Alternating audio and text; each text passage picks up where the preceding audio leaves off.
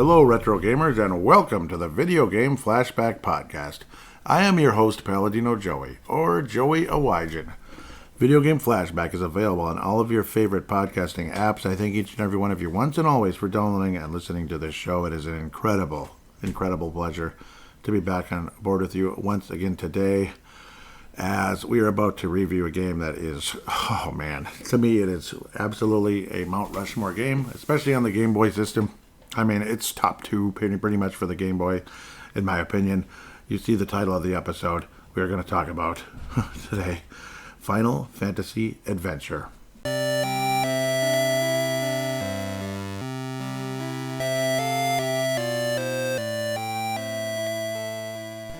As mentioned, also known as Seiken Densetsu, Final Fantasy Gaiden.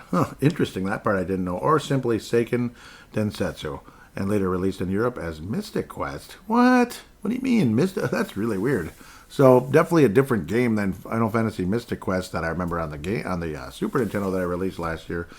But it's a 1991 action role-playing game developed and published by Square. Not Squaresoft, but just Square back then for the Game Boy. It's a spin-off of the Final Fantasy series and the first game in the Mana series. So yes, we'll also learn how Final Fantasy Legend 1, 2, and 3 are actually called Saga. It's the Saga series. So pretty good games, and we will be reviewing all three of them not too long from now. I actually just finished playing through Final Fantasy Legend 3, or Saga 3, for the first time in many years, and enjoyed the bleep out of it. I was actually playing it as I was reviewing Turtles, plus when I wasn't feeling good and not reviewing Turtles, the previous game review, Turtles 2, the arcade game, of course. So again, we want to thank Wikipedia and cite them for this information. So feel free to donate to them anytime if it's like a $2 or something. They deserve it. You know, I really appreciate what Wikipedia brings for all of us. But this was originally developed under the name Gemma Knights, and that's what one of your characters, or that's what the heroes in the story are, Gemma Knights. It features, or Gemma, I don't know, but it features gameplay roughly similar to that of the original Legend of Zelda. So, yep, action RPG, but with the addition of role-playing statistical elements, like hit points, magic points, which were not in Zelda. A remake, Sword of Mana was released for the Game Boy Advance in 2003, changing the plot and mini gameplay aspects. A second remake was released on mobile phones in Japan, which improved the graphics and music of the original version. A third remake, Adventures of Mana, was released for iOS, Android, and PlayStation Vita on February 4th, 2016. Which one's my favorite? The original. Oh yeah, a lot of the remakes are not as good. The character looks like a little kid, and the graphics are kind of cutesy, and it's kind of 3D-ish. And no, man, I just want the original game. I'm sorry, I just want the original game. Okay, seriously. But if you're a younger person and you prefer more of that polygon look, go for it. Me, no, man. The Game Boy Advance version's fine. It's kind of Super Nintendo-ish. It's not great. It's not as good as Adventure. And the music is completely changed too, so it's disappointing. Some of the music is the same, and it's bad, and it's really good, including like the final level. It sounds really freaking good, and the overall overworld song, which is absolutely fantastic. It's on there and it sounds great, but some of the stuff they changed and it's not that good. And the way you build up your weapons, I think, is kind of weird. It's not my favorite. So anyhow, the story follows the hero and the heroine, whatever, as they attempt to thwart Dark Lord of Glaive and his sorcerer assistant Julius. Yep, just like Julius Randle locally on the Timberwolves. Hopefully he's not as evil. But yeah, no spoiler alerts here. I'll keep quiet. His assistant Julius, from destroying the Tree of Mana and dooming their world. The game was released with many familiar elements of the Final Fantasy series, such as chocobos. Yep, so chocobo. This is the first game I ever noticed chocobos. I believe they started in the NES, like Final Fantasy 3, which never came here until many years later, in different forms. But, not 6. 6 is the FF3 on the Super Nintendo, if you didn't know. I'm afraid to do a review on that, because that could take 50 years to do, and it'd be too long, but we'll see. We'll see if I figure that out someday. But this is the debut of chocobos, for me personally, when I got this game. But these were later changed to common enemies in the gameplay style of the Mana series. Oh, okay, yeah, later. Weird. But yeah, chocobos weren't enemies. They were helpful. Anyhow, Final Fantasy Adventure was met with generally positive reviews at the time of its release. Over the course of time, reviewers have considered it one of the best action-adventure games on the Game Boy. In fact, I think it is. The only game that could possibly rival it is Zelda Link's Awakening, as far as I'm concerned. I think they're the top 2 games in the whole system. But that's me. The game also spawned an entirely new game series called the Mana series, which would become a successful video game role-playing franchise. Its sequel, Secret of Mana, yep, we'll get to that one of these days, was released in 1993. A port for mobile was released in Japan in 2016. A port was also released as part of the collection of Mana on the Nintendo Switch in 2017 and 2019. Okay. Anyhow, we'll get to some of the dates here, and then we'll talk about the gameplay. So the developer was Square. Publisher was Square. In the EU is Nintendo. Director Koichi Ishii. Designers Goro Owashi and Yoshinoro Katase. Programmers Satoru Yoshida and Masaki Saito. Artists Kazuko Shibuya and Koichi Ishii. Writer Koichi Ishii. So, yep, twice. Yoshiro Katase. Composer Kenji Ito. Music again, Kenji Ito. Series Final Fantasy and Mana. So it's really Mana. It's really Mana. Final Fantasy was just, I swear, Final Fantasy was just put there to sell it because people didn't know what the heck people might not have known what the heck it is. So it's like, it's Final Fantasy Adventure. That's all that really was for American people to get interested. Platforms, Game Boy, Mobile, and Nintendo Switch. Released on the Game Boy in Japan, June 28, 1991. North America, November 1991, right after the Twins won the World Series. And April 1998 re-release. Oh yeah, it came as like Sunsoft or something. I think Sunsoft, yeah, like a lot of those games came back out again. And in the EU, June 17th, Garfield's birthday, by the way, 1993. Not his original birthday, which was 78, but that's Garfield's birthday. Anyhow, on mobile in Japan, I wonder what that was like, August 16th, 2006. Switch Collection of Mana, Japan, June 1st, 2017, and worldwide, June 11th, 2019. Genre, action role-playing, mode, single player. Ooh. Anyhow, gameplay. The gameplay is similar to the original Legend of Zelda for the NES. The world is viewed from a top-down camera angle, so like bird's eye view, basically. It is divided up into many different squares that can fit onto the screen, and the main character can move up, down, left, right, across the screen. That's not a cheat code, by the way. The player can interact with individuals within towns by gathering information and buying or selling items and equipment. Yep, so we love doing all that. A variety of enemies can be battled on the field screen to gain experience, gold points, and items.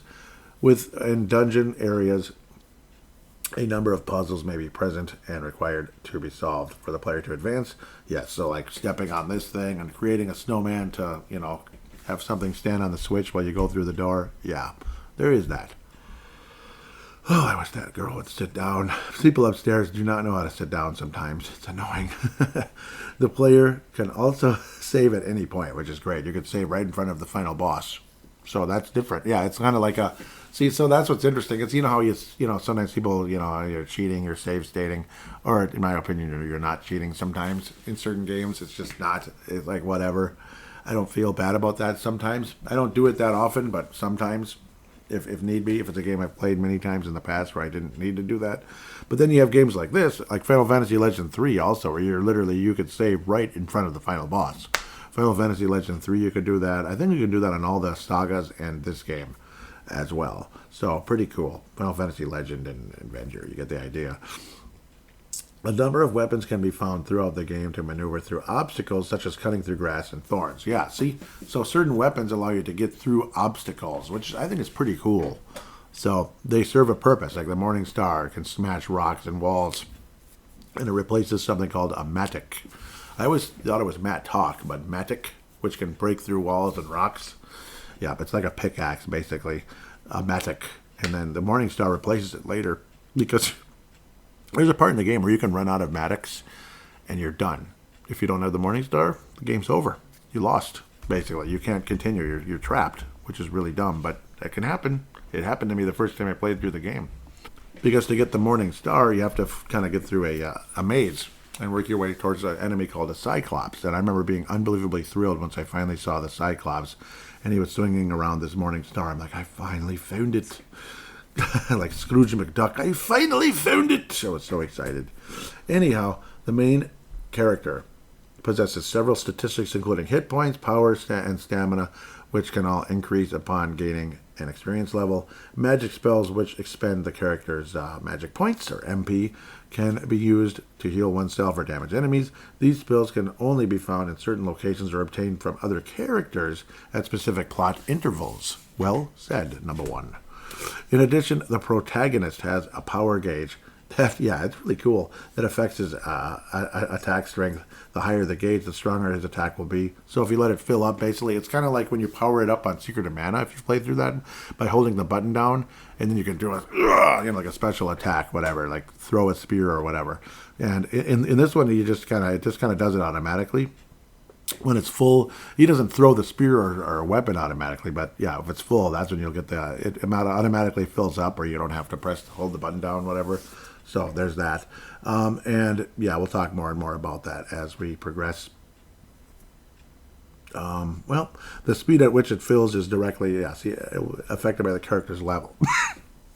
And that would be the will. Yeah, the character's will level. Because how they say there's power, stamina, will, and magic, or mana.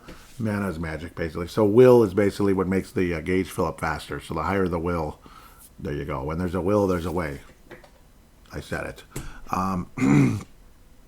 The gauge will slowly fill up over time, but once the main character attacks, the gauge is emptied. When the gauge is completely filled up and the main character attacks with a weapon, he will perform a special attack. Yeah. One additional non-player character may occasionally accompany the main character in the story and can perform different activities to aid the main character in his quest. And we'll talk about that as we're playing through it. The game introduced the ability to kill townspeople? I don't remember that. No, that's only in the Japanese version. Something that many Japanese role-playing video games of the time lacked. So that must have been in the Japanese version. You can hit them, but you can't kill them. Yeah, you can hit them, but you don't actually kill them. So, as for the plot, the hero, named by the player, but is officially called Sumo, so I guess we'll go with that. What kind of name is Sumo? What is he, a big heavy-set guy? Come on. He's a prisoner of Dark Lord. One day, the hero's friend informs him of the Dark Lord's goals, and he urges him to seek a knight named Bogard. Yep, he's like the old knight. Yep. As the hero escapes imprisonment, he learns that Dark Lord is seeking a key to the Mana Sanctuary in order to control the mana tree, an energy source that sustains life. So basically, he wants to become godlike, basically. The hero is befriended by the heroine, named by the player, officially called Fuji, okay, who is also seeking Bogard. So, yes, the two find Bogard, who recommends they seek out a man named Siba, who's one of his comrades in the old days, 50 years ago, basically. He's like the magician. It's like Bogard's the knight, Siba's the magician, and then Bow Wow is kind of like the brains. He's another guy named Bow Wow. Anyhow, basically a guy with a lot of hair. During their journey to meet him, the heroine is kidnapped with the aid of a mysterious man. Oh boy. She is later rescued by the hero when they meet Siba. He plays a message left by the heroine's mother, who reveals she is a descendant of the guardians of the Mana Tree, and her pendant is the key to it. The girl's pendant, yep. The mysterious man, upon discovery, let's leave that alone. I will not tell you who that is until we get to that part of the game. But basically she gets kidnapped by somebody. I won't tell you. The hero then attempts to rescue the heroine, but he falls and is knocked. Yep, this is from the somebody's airship. However, the heroine gives the hero the pendant just before he falls. So on and so forth. I'm probably reading into too much here, so I don't want to give you the whole story here. Square trademarked, so this is like a fun fact, I guess you could say. So, Seiken Densetsu in 1987, intending to use it for a game subtitled The Emergence of Excalibur and led by Kazuhiko Aoki for the Famicom Disk System. Interesting. That would have been cool. I wonder what that would have been like. According to early advertisements, the game would consist of an unprecedented 5 floppy disks. Damn. Making it one of the largest titles developed for the Famicom up to that point. Although Square solicited pre-orders for the game, Kyoru Moriyama, a former Square employee, affirms that management canceled the ambitious project before it advanced beyond the early planning stages. It's one of those, what could have been? What would it have looked like? Wasn't like Secret of Mana like, supposed to be like a disc system as well? Like a disc for the Super Nintendo, a CD? And the music like was supposed to be like insane, like epic on the back in the early 90s. Oh, man. So once again, man, oh, man, that's unbelievable. In October 1987, customers who had placed orders were sent a letter informing them of the cancellation and their purchases refunded. The letter also suggested to consider placing an order for another upcoming Square role-playing game in a similar vein, Final Fantasy. Well, I'll be doggone. So Seiken Densetsu was actually earlier than Final Fantasy. How about that for an interesting fact? I mean, holy cow, dude. Dang. Final Fantasy. Well, 1987. So, the third title in 1990.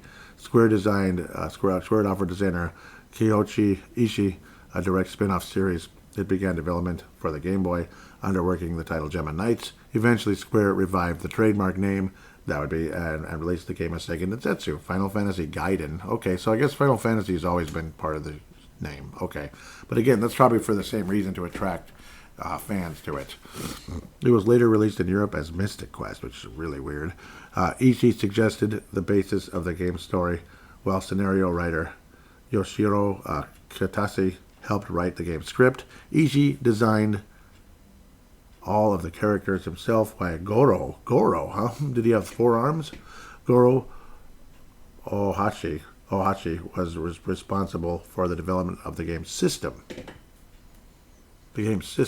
Interesting. The Mana series, of which Final Fantasy Adventure was the first game, was a result of Kiyoshi Ishii's desire to create a fictional world.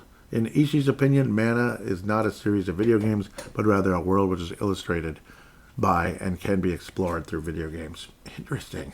Yeah, it really does put you in that mode, doesn't it? You know, you're like, yeah, it's really cool. It really gets your imagination going. Excuse me. When working on the series, Kiyoshi Ishii drew inspiration from abstract images from his memories of childhood, as well as films and fantasy books that captivated him as a child. Ishii took care to avoid set conventions, and his influences are correspondingly very wide and non-specific. Nonetheless, among his literary influences, he acknowledges Tove Janssen's and Moonman Lewis's character Alice in Wonderland, and J.R.R. Tolkien's Lord of the Rings. Well, dang. Well, yeah, I mean, I suppose, yeah. I suppose you kind of put all that together, it makes sense. So, well, there's all your fun facts. Once again, a bigger project that never happened was out there, and it was going to happen. It was going to happen, and we never got to see it. Man, you always wonder, don't you? Don't you always wonder when you hear stuff like that? It's freaking cool. But anyhow, with all of that said, I think it's time to get going onto the actual Game Boy version. Let's play Final Fantasy Adventure.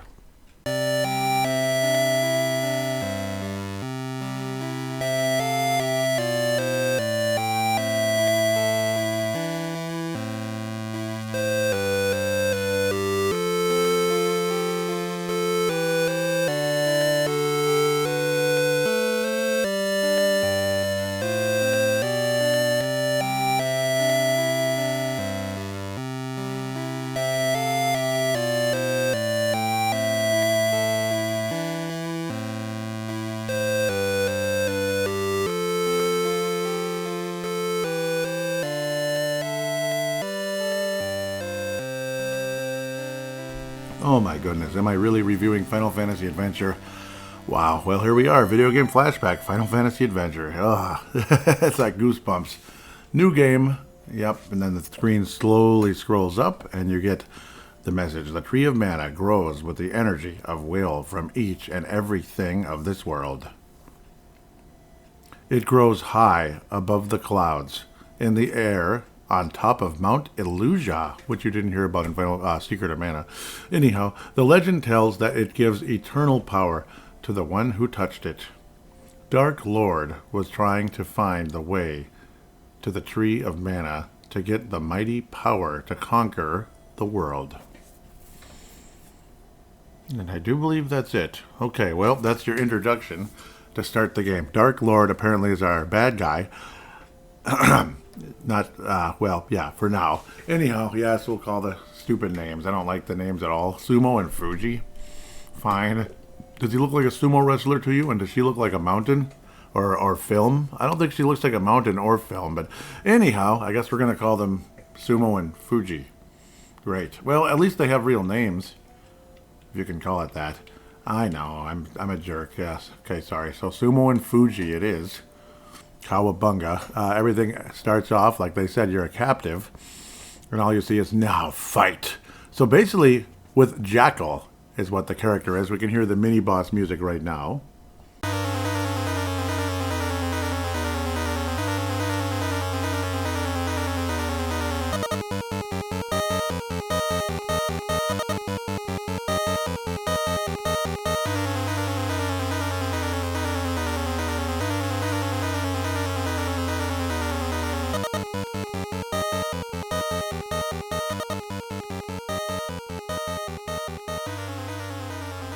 Yeah, a mini-boss basically right at the beginning of the game.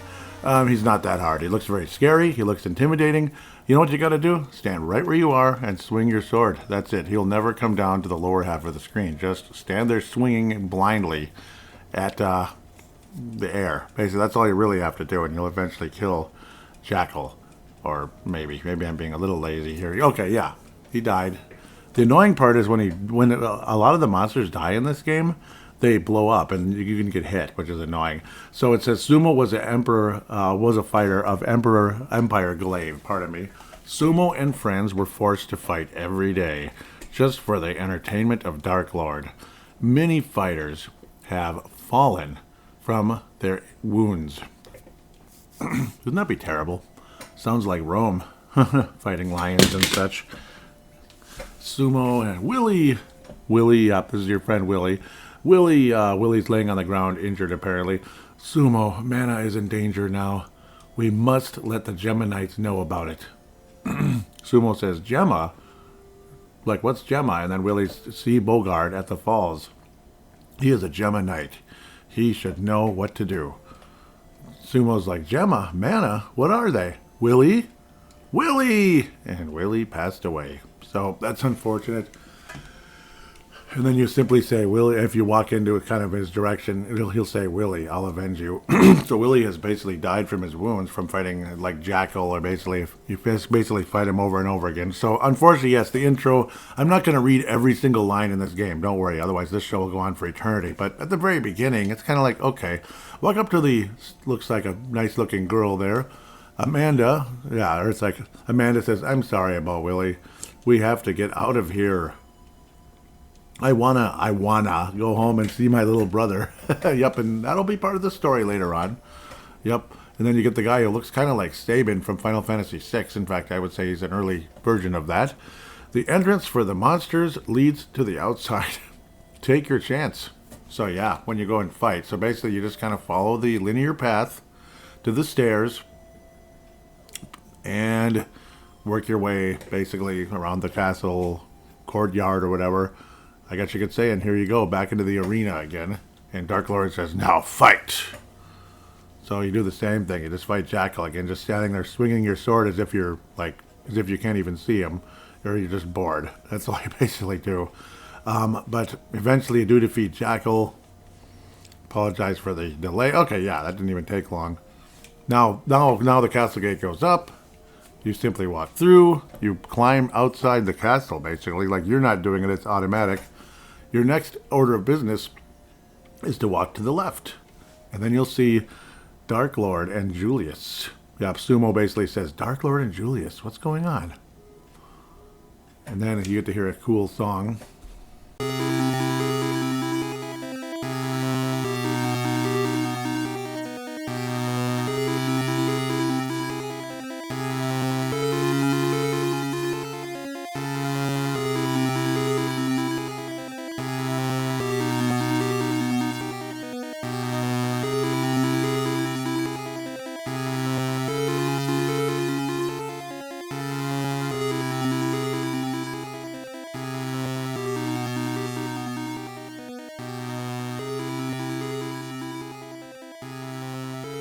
music in this game is unbelievable. I'm going to keep saying it.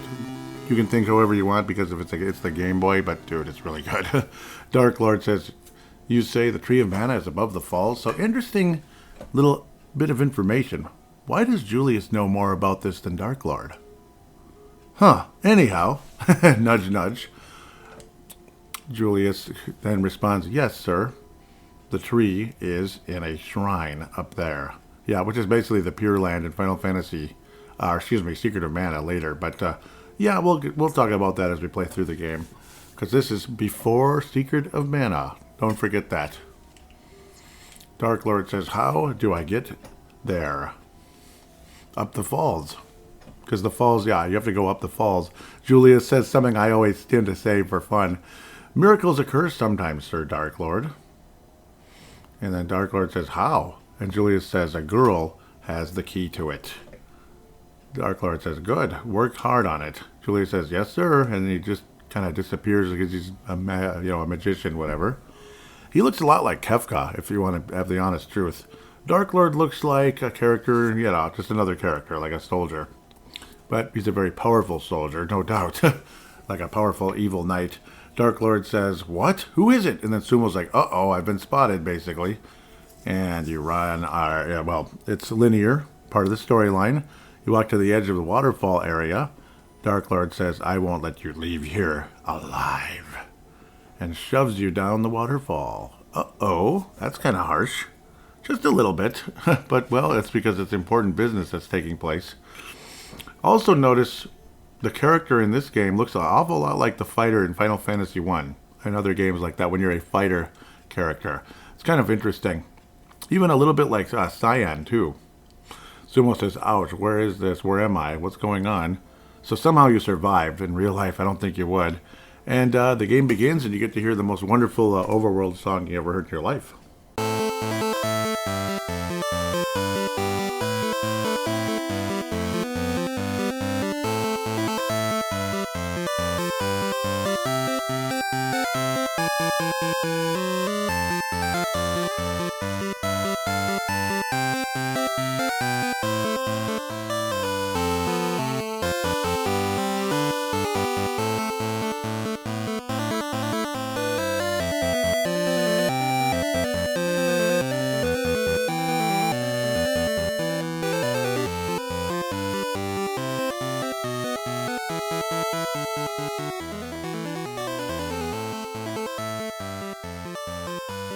Okay, maybe it's not the absolute best, but I think it's real good. Well, otherwise, you can press start. You'll see your menu, item, magic, equip, and ask. Ask is when you're with a, it's not an NPC. It's like I guess they are an NPC. Somebody who, they're not an NPC. They're with you, but they're kind of doing their own thing. You can ask for help. If it's the girl, she'll heal you. If it's other characters, I'll talk to about it when we get there. Equip is pretty self-explanatory. Magic and item are also self-explanatory. You start off with 19 magic points, 19 hit points, 5 magic points, and 50 gold. So somehow you get 50 gold. And then you run into different monsters as you're walking around. You can hack away and gain a couple levels slowly but surely. Mushroom-type characters, which are also in Secret of Mana. Imp-like characters that throw knives and such. So, yeah, that's kind of the opening gist of the game here. I try not to babble too much, otherwise this show will be endless long. Other information I might as well mention is the stuff you are currently equipped with is a broadsword, which would, in some games like Dragon Warrior, it'd be like, wow, but in this game it's the weakest weapon in the game. It's not like a tiny little knife or like a club or something, like a piece of wood. And then the bronze helmet, bronze armor, and bronze shield. Your attack points are 6 and your defense points are 6. No items at all. Again, notice the graphics look kind of similar to Secret of Mana because it's a preview to Secret of Mana. So if you like Secret of Mana, you need to play this game, damn it. It's fun. It's really good. Like, you're missing out. That's all I got to say. Keep working your way to the east a bit, and eventually you'll get to Topple. It's a town. It's the first town in the game, and you can buy some stuff here, basically. Talk to some people. They just say, hi, young man, welcome to Topple. You just get kind of little indicators and such. Again, I better watch it, but old man by the waterfalls is such a weirdo. He used to be a gallant knight, but not anymore. So it's like hint, hint, Bogard. Yes, it is Bogard. Young boy says, Dark Lord is looking for a girl, I heard. Do you know a girl with a secret of mana? The secret of the tree of mana. Where'd that come from? The secret of the tree of mana. Secret of mana? Okay, anyhow. I like that. But again, this is English translation, so maybe that's kind of hinting. Though this is 2 years before Secret of Mana came out in the United States / Seiken Densetsu. Of course, you can go to the inn and heal up for only 10 gold points. And I do believe that's consistent throughout the entire game. The inns never go up in price. Old man says Tree of Mana is watching us from above the clouds, protecting us from evil things. And that's kind of a theme throughout the game, that as long as the Tree of Mana is around, we're all kind of semi-safe. But if evil touches it, it'll mess everything up. Kind of like real life in a way. But, well, no. I guess real life is different in some ways. But, like, basically if evil gets too much power, power corrupts. Absolute power corrupts absolutely. Otherwise, there's a weapon shop where you can buy a broadsword or an iron helmet. So the iron helmet is your first upgrade, but it's unfortunately 180 gold, so you got to hack around a bit.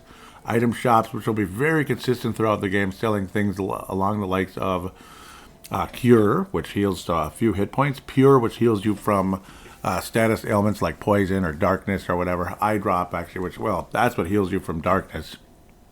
Eye Drop. And Keys, which you will need throughout the game. Yeah, unfortunately, that's probably the weakest, most frustrating part of the game, is probably the fact that you need keys to open locked doors. It's kind of annoying, but you can purchase them for only 15 gold points. They do take up space, obviously, but it's 4 keys for 15 gold points. So each time you have keys, it's a pack of 4. So I recommend buying at least 1 or 2 packs of keys right now, even though you probably won't need it right away. But throughout the game, you want to probably have a good 3 or 4 packs of keys, just in case, because you do not want to get further in the game where you run out of keys and you're in the middle of a level and you can't go back to a town to buy more keys. Because that did happen to me once, many moons ago, back about 30 years ago, or 31 years ago, 94, when I first owned the game. So, yeah, that was extremely sad. It was a very sad moment. Yeah, don't let that happen to you, as they say. Basically, exit the town and then go south one spot and east one spot, and you'll meet up with, well, that looks like the girl in the beginning. Well, maybe. It's just a random girl and a guy who looks like Willie laying down like he's been wounded. You talk to the girl first. Hazem's got a serious wound, which sounds interesting. It should be fatal wound, unfortunately. Hazem says, "Oh, please, take this girl to Wendell. See Bogard. He will take care of the rest." The girl says, Hazem! And then you say, and then it says Hazem passed away. So another person died already. Already 2 people have died. And we're like 5 minutes into the game. What the heck? Girl says, "Oh no, don't leave me alone, Hazem." Sumo says, "I'm looking for that Bogart too. Why don't you come with me?" And she says, "Oh, can I?" And he says, "I can't leave you here alone. Jeez." She says, I am Sumo. And she says, "Call me Fuji." So there's your heroine. No, do not. There is no needle, and I hope you're not addicted to her. So one thing that she has that is extremely valuable and arguably more valuable than any other, secondary character ever. Now, nobody else can play as her. She's just automatically there. She cannot be injured by enemies, but she also does not inflict any injuries on enemies. She's not a fighter. But if you press ask, she'll give you she'll basically cast like a regenerate spell on you.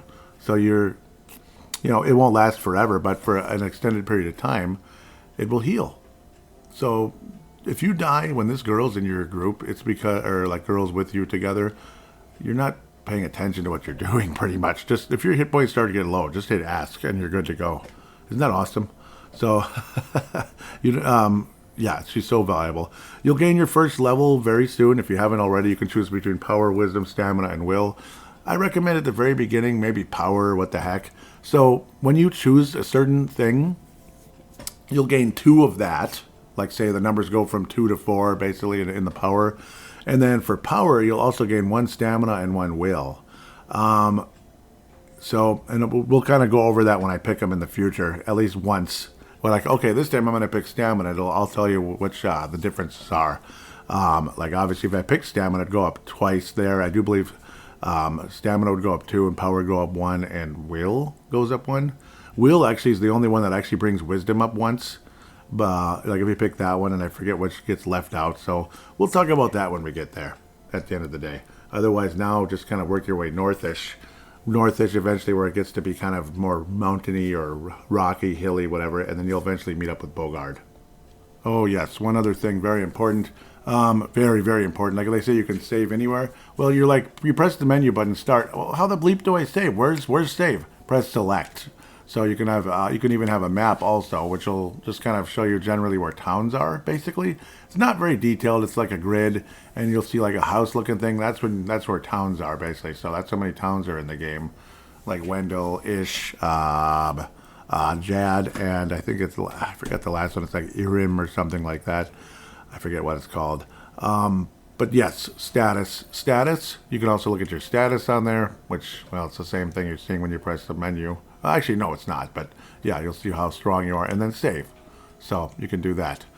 Anyhow, I had to get that out of the way. Sorry. So yes, we're still kind of in the semi-intro here, and then we'll finally just kind of move on with the game instead of me just babbling about small little parts of the game.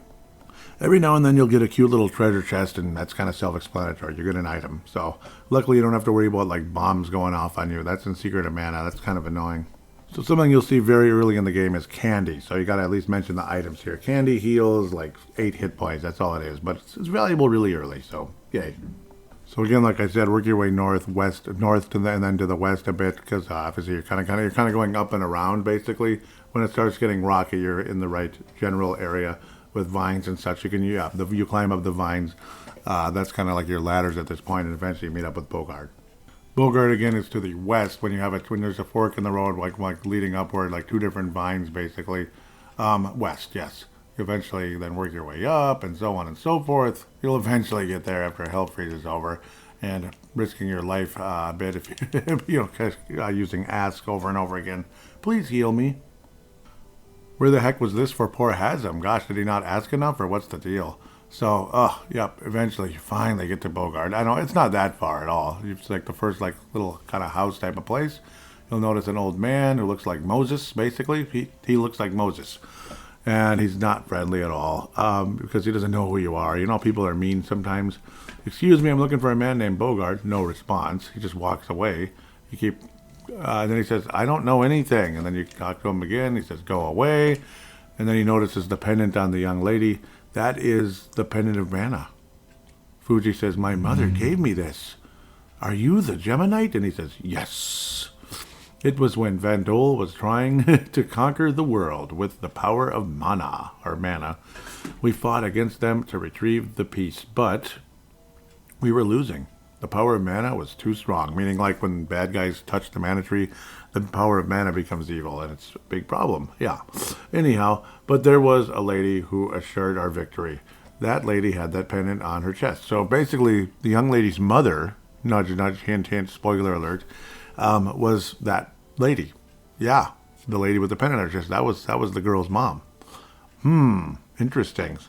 Seems like this girl is the key for this time, he says. Take the mattock, in the other room. I've called it looks like matlock, but I guess it's mattock. Go to the cave on the east side of the mountains. Use mattock to break the rocks in the cave. See Sibba, that's the other guy. That's one of the old timers from the past. He's the magician one. In the town called Wendell. He knows more. So again, that'd be working your way east, basically. Mattock. So you get, it's a 7-pack. That's a new item. Blaze? No, I'm just kidding. Video Games 101. So Mattocks come in 7-packs. Eventually they will be replaced by the Morning Star. So, yes, they break rocks that are in your way or walls. And unfortunately, this isn't like Legend of Zelda where you can go ting, ding, ding. This wall's breakable. Or can you? I can't remember. But oftentimes I believe there's a clue of some sort, and I'm blanking on it. But nope, I don't think there is. You have to hit the wall with the mattock, hoping that it'll break if there's like nowhere to go, and then boom, it's like a new passage. So eventually, the Morning Star will replace it and have those same abilities, all along with the fact it'll be a weapon. But that's a long way into the game. Always have a decent amount of these, like 2 or 3 packs of mattocks, maybe up to 4, because again, if you run out, you're screwed. Don't do that. Don't run out in the middle of a level. Could be absolutely bleeped if that happens. Just forewarning you. Work your way to the east, as the man said, doggone it. I would before you go to the cave though. I would work up your money, maybe buy the iron helmet. That's probably not a bad idea. You need to bring up your defense because you do get hurt pretty quick here, even though you have the girl with you to heal. Don't get too cocky. Just build up some levels and money before you work your way to the east. Probably a good idea. So the next level up, I'm going to pick stamina.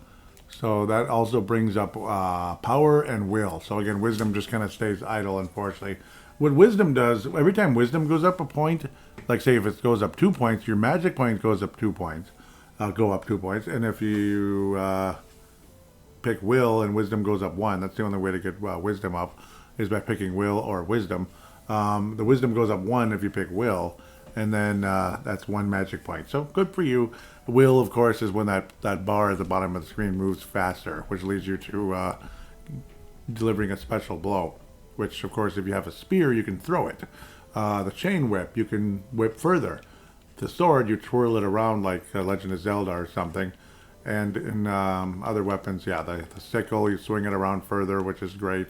So on and so forth. The Morning Star, you swing it further as well. And it's a more powerful hit. So there's that.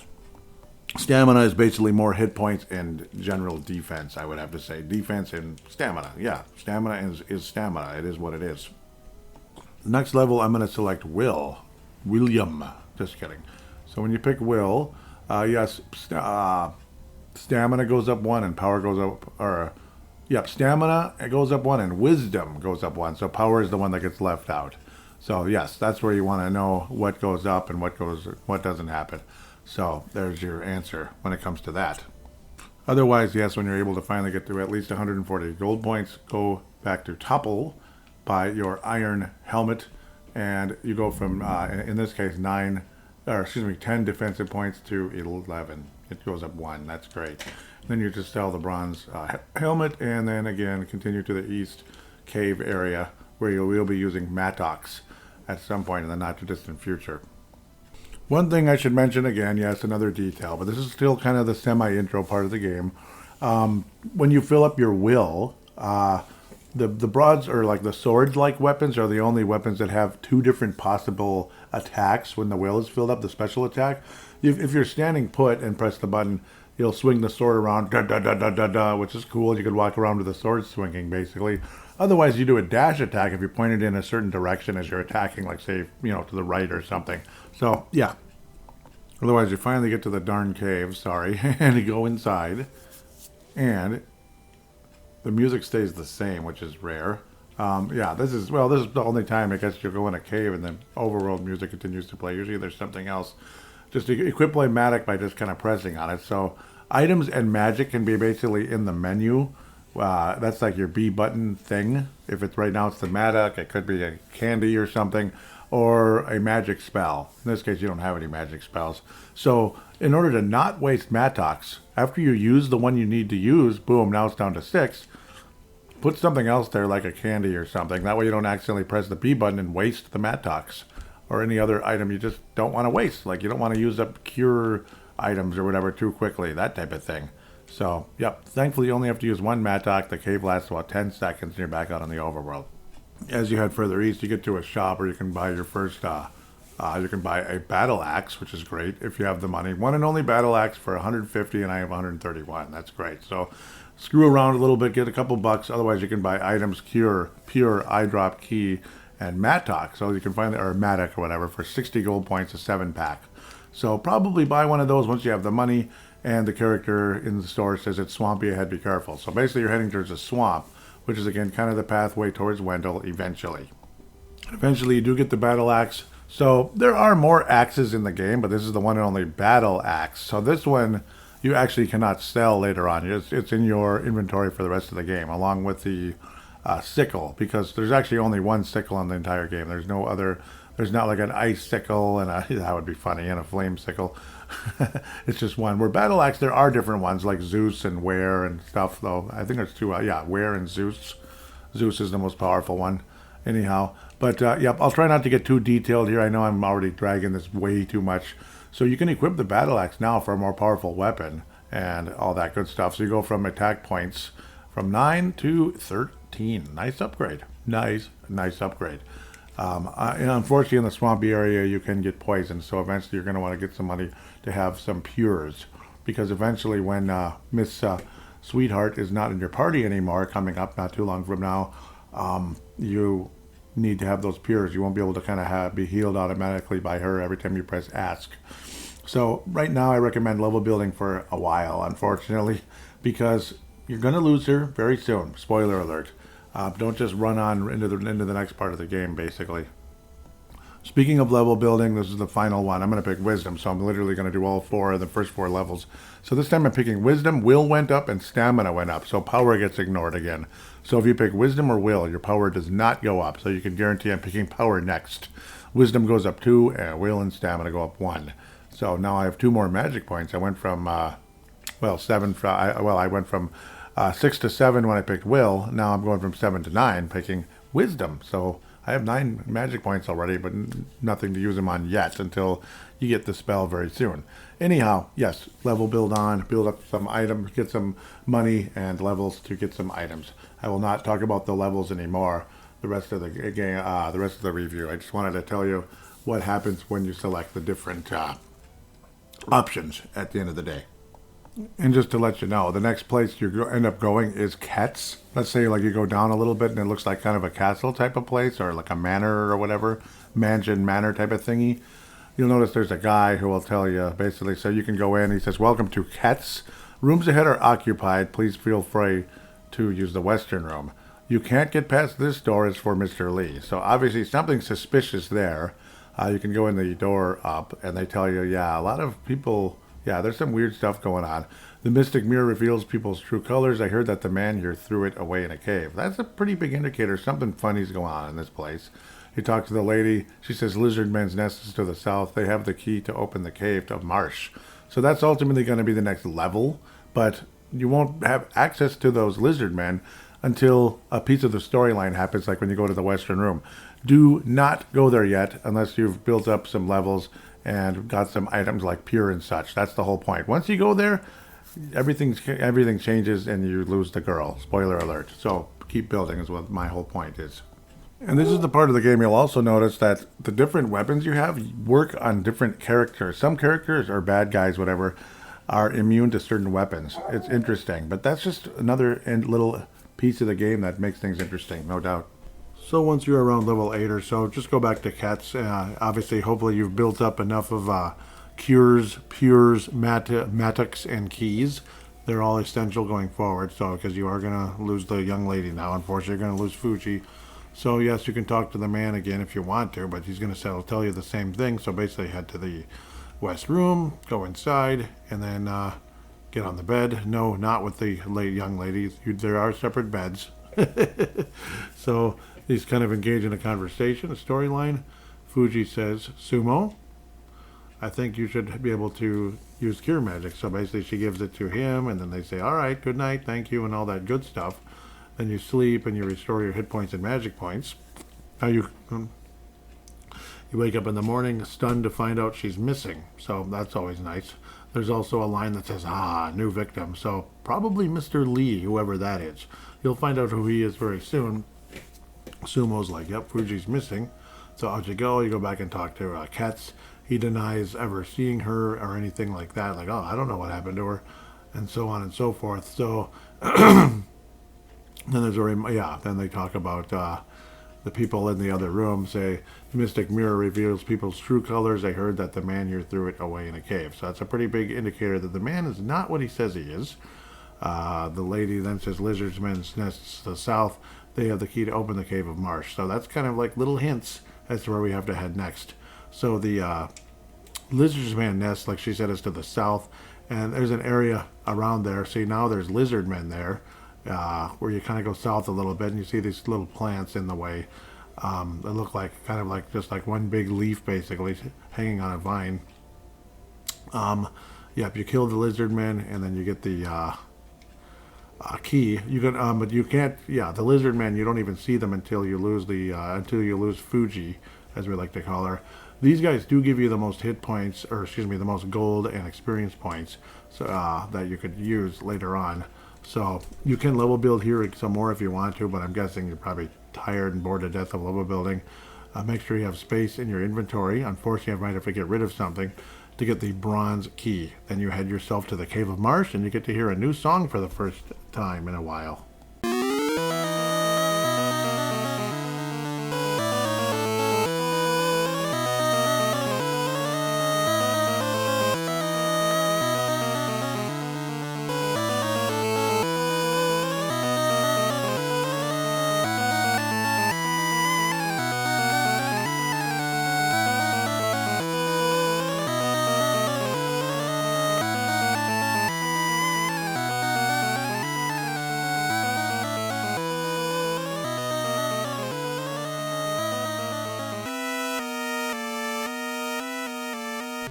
Ah, what an awesome song. Yeah, it's one of my favorites in the entire game. Like, you could call it like the marsh, kind of like it's like the marsh, I don't know, I guess it's kind of like the cave. Yeah, like the marsh and the cave song, that type of thing.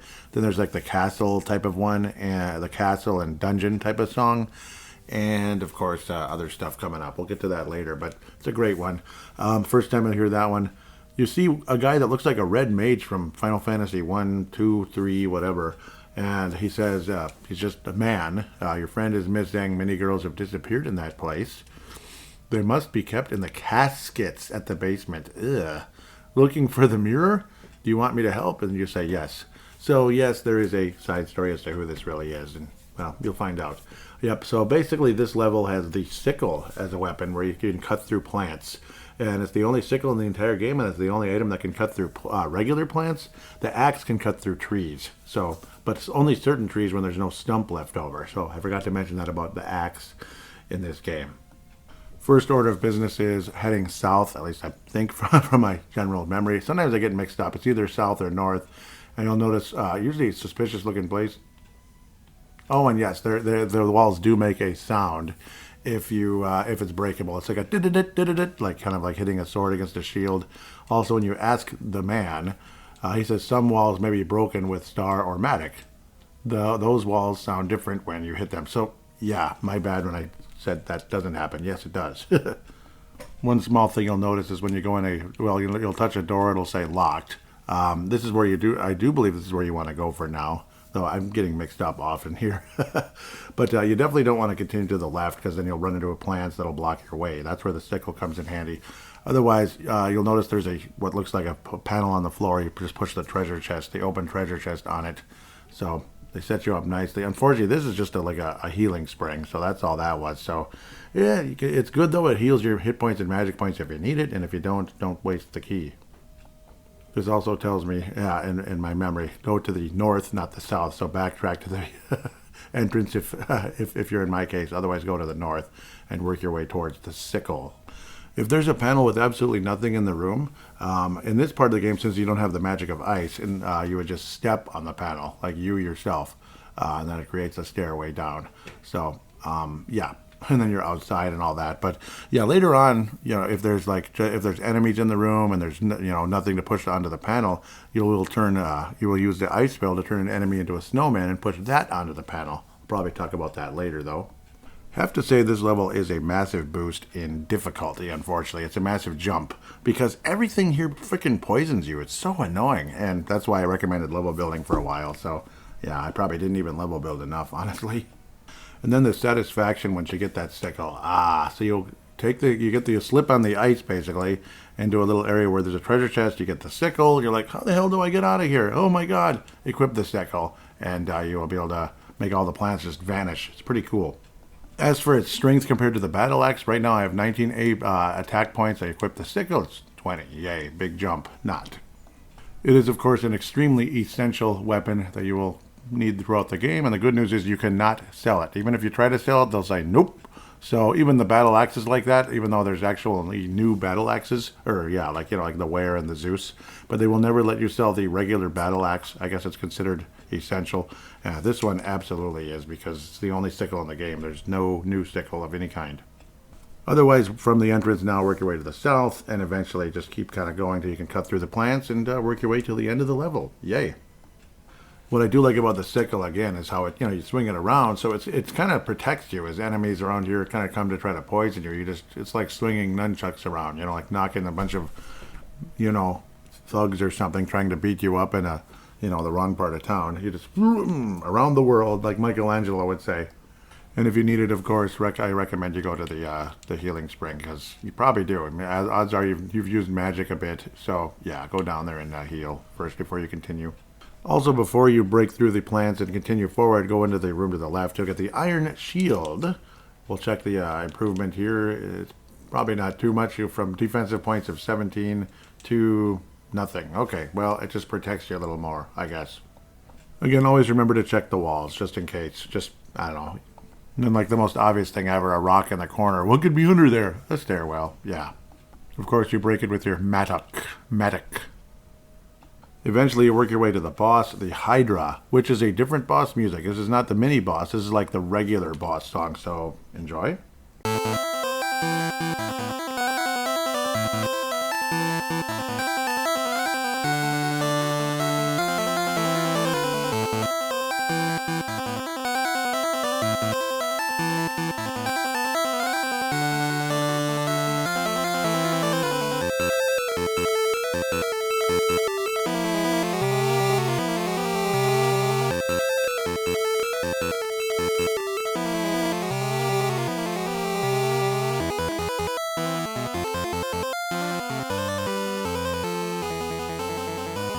Not too bad. Not as obnoxious and tedious sounding as the mini boss song. So yeah. Then there's like the really powerful boss, and then the final boss. Those are two more up and coming. So this is like level 2, you could say. Nice way to beat this guy. Hang out near the bottom and wait patiently, and maybe hit him with the sickle on the powerful hit because it's longer. It's kind of up to you. The Iron Shield does protect you from the fire that this Hydra shoots at you. So yeah. Unfortunately, like, hitting the head doesn't work. You wait until it actually hits the body, so it's kind of annoying, but he's not too hard if you're careful. Of course, cure when needed, and I don't know, I mean, you can probably afford to be a little bit aggressive as long as you pay attention to your HP. Should be fine. Beat him. Take him down. Unfortunately, remember, he, like a lot of bosses in this game, he blows up and the debris can damage you. It's really stupid, but alright, well, there's 2 items here. The first one is the Magic Book of Fire. That's pretty self-explanatory. It only costs 1 MP, I do believe. The next one is the Mirror, which is also, well, fairly self-explanatory. The man says, show it to the guy at Ket's. He'll scream and show his true colors. Bye. And, yeah, that's it for the man. And luckily you are transported out of the level immediately, so you don't have to walk out. So to Ket's we go to talk to the man at Ket's. Of course, a commonsensical thing, heal first in the bed, the free in, by laying down in the bed, basically. And, yeah, and then we'll basically equip the mirror as an item, like when you equip a key or whatever. So, like, yeah, just kind of press on the mirror twice, double-click, you can say, and you now have the mirror equipped. Otherwise, if you don't, it'll just be like same old, same old. So basically, just walk up, talk to the guy. Welcome to Cat's. Rooms ahead are occupied. Please feel free to use the western room. You can't get past this door. It's for Mr. Lee. That mirror. And he turns into like a little wolf man kind of guy. Or yeah, it's a wolf. And he's dead pretty quickly. You get the mini boss song. I'm not going to replay it. And in this place, of course, is the same cool song that you heard in the previous level. I won't play it again now. You'll hear it several times in the game, and I will play it several times in this review, but not like back to back to back real fast. That's probably going to drive you nuts. Into Kets we go. It's a slightly harder, slightly easier. I don't think you get poisoned as much. Yeah, you get owls and pumpkin-looking things. The other level looked like poisonous type creatures. Like, I don't even know, like gels with like strings coming out of them. I don't know. It's kind of weird. Here it's more of a Halloweenish look, like, and not surprisingly because, well, yeah, it is kind of a Halloweenish level. Caskets, you get mice, you get zombies, which aren't damaged by the sickle or the axe, which is annoying. Like, again, like I said earlier, certain enemies are not damaged by certain weapons, so there's that. Like before, check the walls all the time. So, there's an area where you can tell the wall looks, it's almost like there's a broken wall here. Check that on the left. Otherwise, go the other way for curiosity's sake. I forget if there's an item. Yeah, you do reach a dead end, but then eventually, yeah, you'll know there's a broken wall pretty early on to the left, or breakable wall. Sorry. What's cool about the fire spell is it automatically goes to an enemy. You don't have to aim. Like with lit or whatever, lightning, you have to aim. Then you get to a weird area where there's a bunch of like what do they call those things? Like jugs, basically. Yeah, basically like jugs, vases, whatever. You can break them with the mattock and step on the panel. You do not want to go up the stairs. You want to create the downstairs thing to go down and get the chain first, because otherwise you'll meet a dead end. So the chain, which can chain whip, which can make you, just like in Secret of Mana, grab across and pull yourself across the ravine if there's something for it to catch on to. Similar to when you first got the sickle, you get the chain, and I do believe, yep, there is one more chain later on, and that's the flame whip or flame chain. This is another one you cannot discard. Your attack points go up by 1 when you equip the chain, but it's similar, like, I'm trapped, what do I do? You just whip the chain towards what the post-looking thing, and yeah, and then you step on the panel, it'll open your way to exit the room, and now you just backtrack to the room where the bottles, I guess that's what they're called. It's probably a better way to describe it. The bottles or clay bottles, whatever are, or you smash them to get in downstairs. Now you just go upstairs. Simple. Of course, do not step on the spikes. They do an intense amount of damage, so don't even think about it. If humanly possible, you're now kind of outside in this castle-looking place, and yeah, plain as day. Whip your way towards the post and continue the rest of the level. Yay. You get to a room where a post, you need to get across a crevice, basically. You could fall and be like, have to backtrack. You don't want to do that. So you wait for the whip to actually lower, the wheel thing, the wheel bar to fill up, so you can whip the chain further. If you feel like everything looks the same and you're getting confused, you can open up the map to kind of see, okay, yeah, I am kind of repeating areas. So like the map kind of appears as you're walking around, kind of like in a Zelda game without, you don't actually get maps of the levels. But yeah, so you can see areas where, those are pathways I haven't reached yet. So that's where you can kind of pay attention a bit. Unfortunately, in some cases, you're running into freaking dead ends, so that's annoying. Eventually, you'll get to a door which looks like it's got 4 crystal balls kind of hanging around. It's like, ooh, spooky, and it's locked. Well, there's caskets. Basically, go to the casket, the third, basically, on the bottom row, go to the right middle casket, I guess you could say. And there is Fuji. Yeah, you just walk up to it. Fuji. Oh, sumo. Let's get out of here. Yeah, let's get out of here. Yes. So you basically work your way to the entrance, and then eventually, Mr. Lee, you will find out who he is. Woo-hoo-hoo. Well, one of the treasure chests that I got from a random enemy is a pillow. That's the only time you'll hear about it here. It puts enemies to sleep if it's, if the enemies are weak enough to be affected by it. And yeah, just get rid of it. Use it right away, unless you really think you need it to be saved for a while. Well, you finally get to the entrance area, the entrance room. Lee, that's my victim. And what's Lee? A vampire. What a surprise. The caskets, all the Halloween stuff, like the Halloween, the mice. I don't know where the mice come in, but I guess they're dirty, or rats or whatever. I don't know what they are. Pumpkins and owls and skeletons. Yeah, so it's a vampire. Just whip him with the chain. He's not that hard. Just do it. Just kill him. And of course, all you have to do is ask your friend Fuji if, you need to be healed a little bit. Okay, strategy. Hang out near the bottom of the screen and whip away. Basically, kind of follow him around, and your whip will, make the bats disappear. Easy peasy. And he gives you the magic book of Sleep Learned Slep. Okay, anyhow, Sumo asks, are you okay, Fuji? Or Fuji says, yeah. Well, that's a nice conversation. And Fuji says, Wendell is to the south. Let's hurry. So, yes, we're going to head to Wendell next. Keep going. Go south, young man and young woman. Enjoy. The satisfaction of being able to go places you couldn't before. Cutting through the plants, I guess. I don't even know if they're bushes. They're just big, giant, plants with huge leaves, basically. Yeah, but, work your way south. In the corner of one of the of one of the screens, you can even see what looks like a castle town. And, yeah, that's Wendell, so work your way southish, eventually. Yes.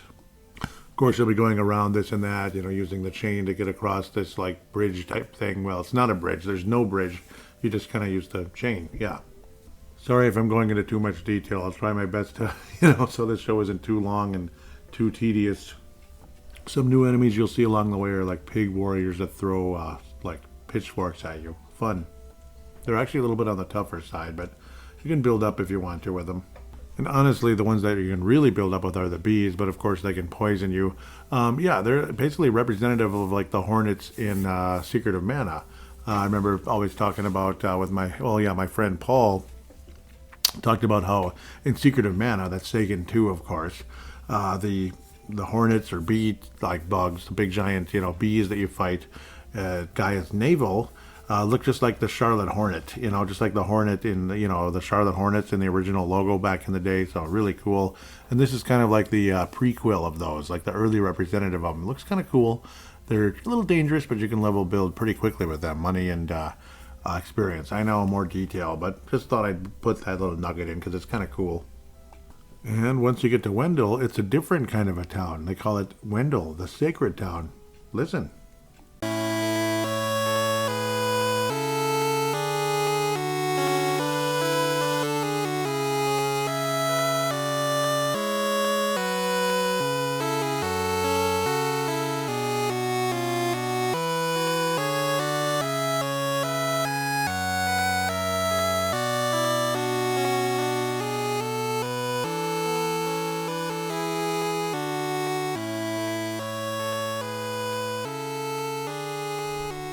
That's a very relaxing tune, isn't it? I actually really like it. I often play it on Sunday mornings when I'm at church, like say like after the service and kind of walking around, getting ready to go, but maybe interacting with some people or just people watching while waiting for my wife as she messes around, whatever she does. So yeah, it's a cool song. Yeah. And when you walk right one screen, I guess it's the only screen you can walk right, you'll notice a familiar face. Remember that red mage looking guy? It's the man. Hello again. How have you been? Huh, so what's he doing here? I guess he lives here or something. Okay, sure, he lives in Wendell. From a little boy, you also hear that there's a dwarf cave to the west, so that's always important. The item shop sells all the basic stuff that you need.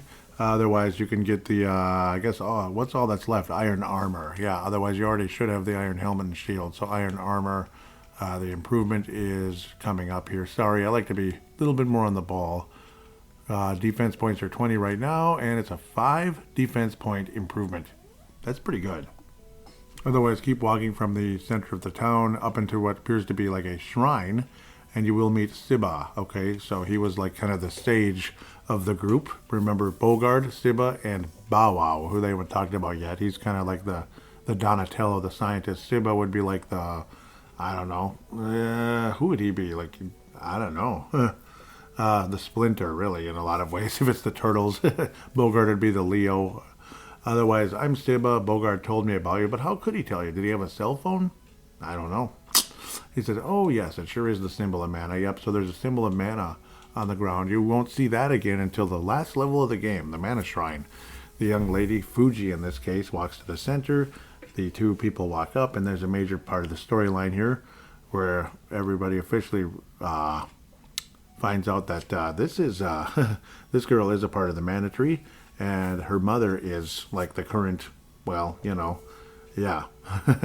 she's like the key. It's like that lady, she's the one that's Sibba. That's the lady's the one that encouraged us, and that was her mom. That's Fuji's mom, and she's right there. You and I are members of the mana family. We are seeds of the mana tree. We must guard it. Vandal abused the power of mana a long time ago, which is 50 years apparently. So that's where Sibba and Bogart are still alive. They're just old. And Bow Wow. It's kind of like Vietnam veterans, you could say. So I see. So I sealed the waterfalls with that pennant so that nobody can come close to the mana tree. Well, yeah. But again, Glaive is trying to use it for evil, guard the mana tree with the Gem of Knights. And that's it. So, yeah. Now, Mother's figure disappeared. And, yep, we're all like, whoa, that's interesting. All of a sudden, there's a flash and scary stuff is happening. The man comes in the room. Remember the red mage? Glaive is attacking us. Uh-oh. I'll take you to a safe place, he tells Fuji. Yeah, sure. Where did he take her? Says Sibba, you go check. Basically, just work your way south. There's a man like waylaid laying on the ground as you're walking out saying, he attacked me from behind. But who's he? Was it the man? What the heck? What a bastard. So, yeah, apparently. So you just kind of walk out the center. Otherwise, you fight like the weakest monsters in the game, which is pointless. Sumo says, Fuji, what's going on? There's the man. He spins around, and guess who he is? Julius. Are you kidding me? He says, why? You helped me once before. Julius says, I was not sure if she was the right girl or not until I saw what happened inside there. So, of course, that's why he was waiting there. He was like, uh-huh. I was waiting for this chance to get her. And now, Glaives has her in our hands. You try to stop him, and he blasts you with a magic spell. You hit the wall. Ouch. And he says something weird here. You have no chance against me, my dear. Okay, am I a girl? No, I don't know. Sumo says Fuji. And yeah, so basically, apparently, Julius takes off in an airship southwest of here, basically. Siva says, are you alright? Fuji, where is he? Julius took her to the west in his airship. So, yes, you say you're going. Siba gives you the Magic Book of Heal, which is extremely valuable for any type of status ailment, of course. And it's only 1 magic point, too, so that's great. Cure takes 2 magic points. I rudely did not mention that before. Sleep, I've never used it ever. I don't use it. I believe it's only 1, and I don't care. This magic will help you recover, and yes, so basically work your way west if you can, and you can west and kind of northish, but generally west. Basically, just kind of keep working your way over. You'll run into bees and all that kind of stuff, and yep, you'll be cutting some trees down with your axe as well to make a path. If there's a stump in the way, you can't do anything about it. When the trees completely disappear and you create a path, that's when you're going the right direction to get through, like like a grove of trees, basically, and eventually work yourself towards the airship. Now, of course, we're really not actually going to the airship yet. That's the ultimate goal. For now, again, like you're working your way kind of northish before we can even go west, and eventually you work yourself to the dwarf cave. You might accidentally get to the mine first, so watch out. Obviously, get to the mine, you can't do anything yet because the trolley needs to be oiled. So basically, work your way to the mine first. Excuse me, the dwarf cave first. There is an inn on the way if you need it, and yeah. The whole reason you're going to the the dwarf cave and the mines in the first place is to get silver. So, because to get to the western lands, there's this, the pathway is called Gaia. It's like a living cave that spits you out because you're not silver. So you have to get your silver armor, silver sword, and all that cute stuff, silver shield to get in. And yes, you can purchase a silver helmet along the way after Gaia as well. So. And once we get to the dwarf cave, you get to hear a cute little song.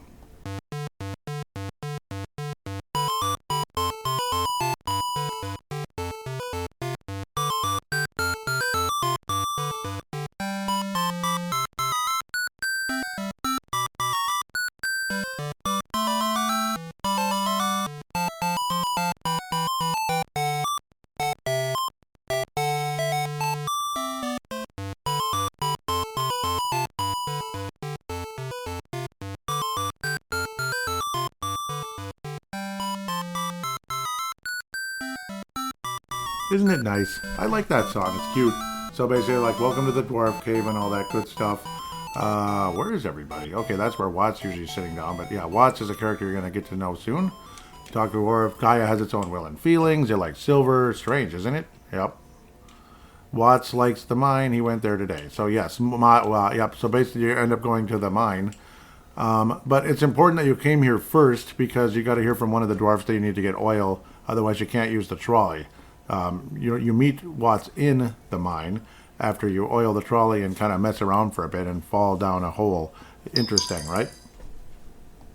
Once you get to all that, you want to get the oil. Basically, just kind of use your whip to get across the little tiny stream there and go to the shop and get oil. Otherwise, if you go there before you talk to the dwarfs, there'll be no one in the shop. It's kind of goofy. After that, once you get the oil, go to the mine and rock and roll.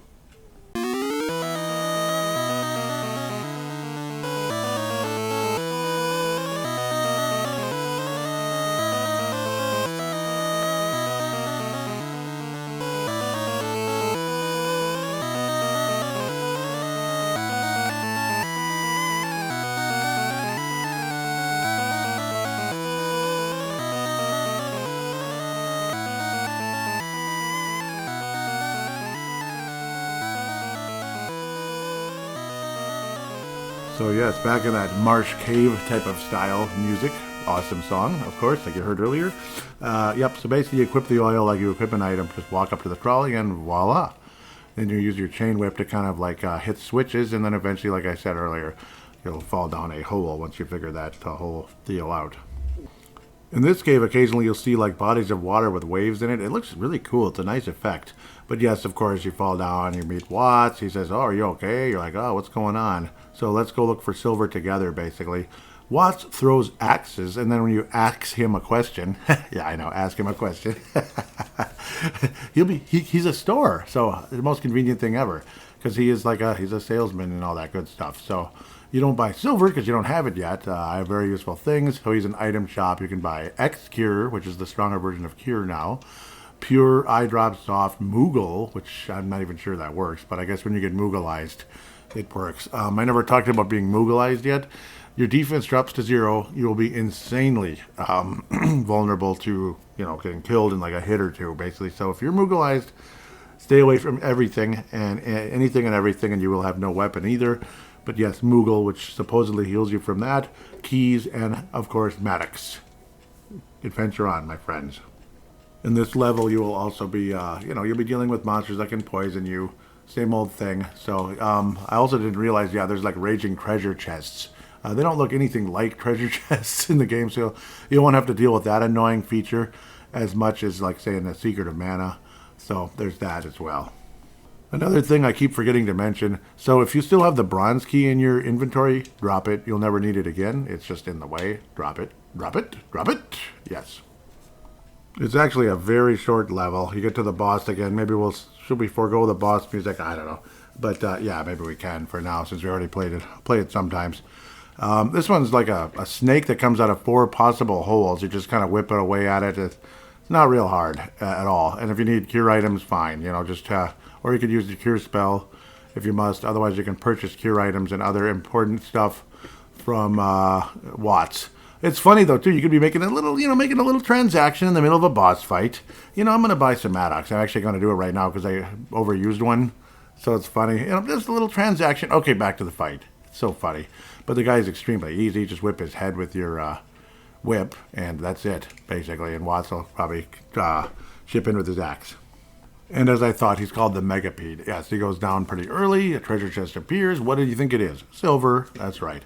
So then you go back to the dwarf mine and buy your silver equipment, and then work your way back to Gaia, that cave with eyes above it. Ooh. And then you get to the room where, it's a table with a bunch of chairs, cute little chairs. I love it. The game's filled with this kind of stuff. Walk up to Watts. Yeah, I made some things out of that silver. Take these and you can pass through Gaia. Yeah, you get the point. So you have the silver armor, the silver, shield, and the silver sword. The silver sword, obviously is a nice upgrade, but I believe it can damage pretty much any monster in the game, even much later when it's one of the weaker weapons in the game. Right now it's the strongest. So attack points going from 29 to 33.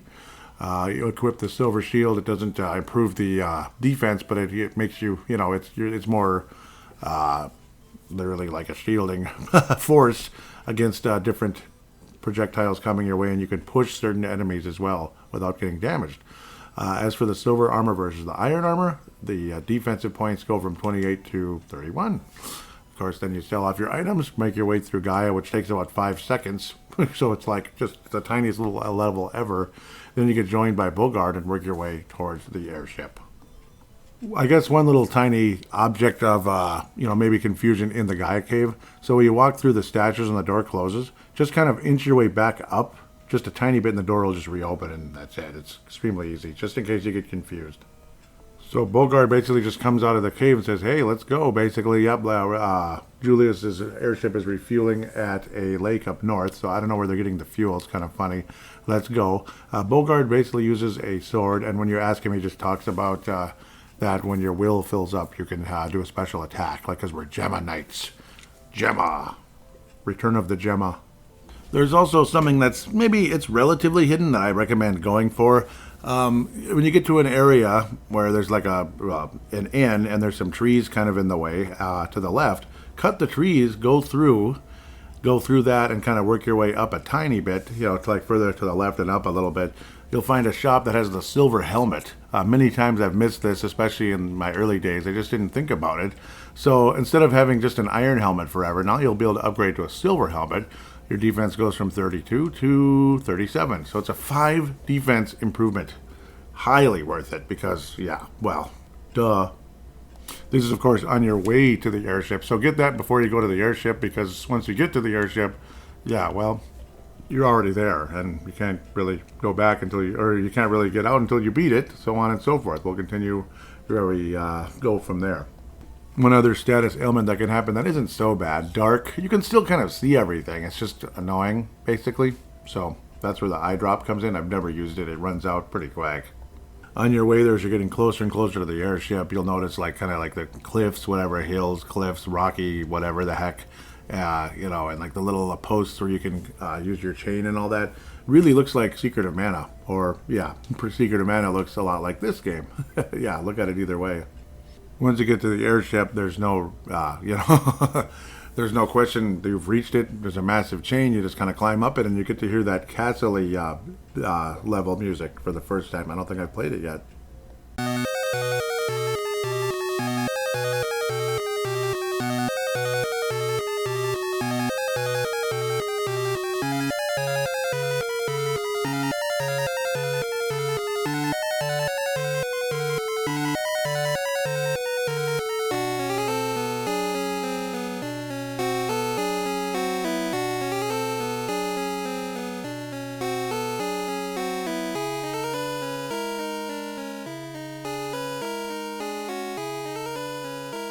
When you're on the airship, utilize that silver sword. Remember those bubbly type, or those bubble type bad guys that you couldn't damage with any weapon you had, basically, except for maybe casting fire? Well, silver sword, baby. The eyeball type characters can turn you into Moogle, so be very, very careful about them. Be leery. It's funny how kind of casual or ignorant some of the, like the characters that are like the humans, basically, that are in this airship, on or in the airship. Because once you go inside, basically, rather than outside. One of them, like on the outside, the one on the outside says, well, there's a girl being held in this airship, in a room in this airship, whatever. And then another one says, get back to work. That's when you're inside. I guess that I can understand. They think you're like one of the crew members. But like, oh, a girl's being held here, Okay, you're being awfully casual. Like, you can't tell that I'm a little bit suspicious? Another very interesting clue that one of the crew members tells you, many years ago, Dark Lord found a baby in a cave at the waterfalls near Glaive. That's Julius. Interesting piece of information. There's another status ailment that can happen, stone, which also is temporary, but it's extremely annoying and dangerous potentially, because you could be just standing in a spot getting hit over and over again. So, it's annoying. Yeah, you don't like that one. If you notice there's a pathway that looks to be leading downwards towards the door, go that way. I almost made a mistake. Well, basically I did make a mistake and venture ahead to the left. No, don't do that yet. This is the storyline type of thing. You want to go down. Yeah. Eventually you get to an area where there's two doors, like you go down and up, and one at the down one you go to the girl. You can't get in or anything. She says, I can't, the ship starts moving. The door is locked, or the cage or whatever is locked. How about the windows? She says, maybe. So yes, that's where you go to the left, like that, path, you ignore the path down, or yeah, you go to the left instead of down, basically. So it's a storyline thing. If you don't come here first, you'll just be wasting your time and be really frustrated. Otherwise, there's a free inn or free bed, basically, north, just across the door or room or so. I think I'm getting a little too detailed. I apologize. Eventually you get to a point where there's a stair up, stair down. Yeah, but you get to the stair up, you're outside the airship and working your way towards, basically going around towards the quote-unquote windows, I guess you could say, where the girl is. So, yeah, simple. You get to the girl, or Fuji, of course. Sumo says, let's go. Fuji says, keep this pennant, Fuji. Or Sumo, excuse me. Julius comes. Uh-oh, give me the pennant. Then he starts the platform on fire, son of a biscuit, or shoots fire at you, basically. Knocks you off the airship. Doggone it. You fall off the airship and crash through somebody's roof. Yeah, isn't that nice? It ends up being Amanda. Remember Amanda? Ooh, yeah, Amanda, way back at the beginning of the game. Looks a little on the fetching side, I'd say, in a Game Boy character. I guess so. But yeah, she's an interesting character. I'm glad to see you again, my friend, but you're like asleep. I came back from Glaive after you left there, so she basically escaped the place as well. She says, oh, Sumo, I'm sorry, but I have to. And you're wondering, what's that all about? Well, you finally wake up. You thought you heard Amanda talking to you. He's like, where am I? Pennant, where is it? I thought that it was Amanda talking to me. Well, yeah, she was. And people say Amanda left for the desert earlier this morning. So, yeah, you're now close to a desert and a town named Jad as well. Right now we're in Minos. You can also buy some equipment here, I believe. Yep, so, yeah. Basically work your way into the desert and all that. But first we'll check the armor. You can buy the Wind Spear, which is definitely an upgrade of an item. There's nothing special about it. It's just stronger. Attack points at this stage 36 to 38. It's not a huge jump from the Silver Sword, but it's got some nice length, and when you power it up all the way, you can throw it. So that can be effective. Power it up in terms of letting the thing power up. Character also says, what's wrong with Amanda lately? She's depressed. So, yeah, that's a young lady in the game. So you have the option now to basically work your way to the east, pardon me, across the little bridge and get the Chocobo. I recommend doing that, yes. Do that now before you work your way west and into the desert and eventually to the town of Jad. I say let's get the Chocobo now. So for me in the Final Fantasy world and these classic characters that appear in so many games, yeah, this is the first time I saw Chocobos and Moogles in a game. Basically, it was this game, not Final Fantasy 1 or excuse me, well, yeah, not Final Fantasy 4, which is the second game I saw Chocobos. I don't remember Moogles being in that game. I think they appear in like 5, 6, and stuff like that. So, yeah. And of course, they're in, absolutely, they're in Secret of Mana, yeah, which is Seiken 2, coming out in 93. If you go too much to the northwest, though, be careful. You'll just run into a poison gas, which is not helpful. Otherwise, yeah, just kind of work your way up and eventually get the Chocobo. I'm beginning to wonder if I'm even going the right way. And yes, I am. You'll also pass by the original screen in the game outside of, like, after you fall off, you get pushed off the waterfalls. You notice the little opening, like, that's the first screen in the game. Yeah, it is. But, yeah. Eventually, yep, there it is. There's an egg, you get it, and you basically walk up to it and so on and so forth, and the Chocobo joins you. It's pretty cool. Actually, a very helpful little character. Ask, and what happens? You get to ride him, and you're safe. You can go very quickly. You have to endure the song if you like it or not. But, yeah, he'll help you. Here's the Chocobo song if you want to hear it.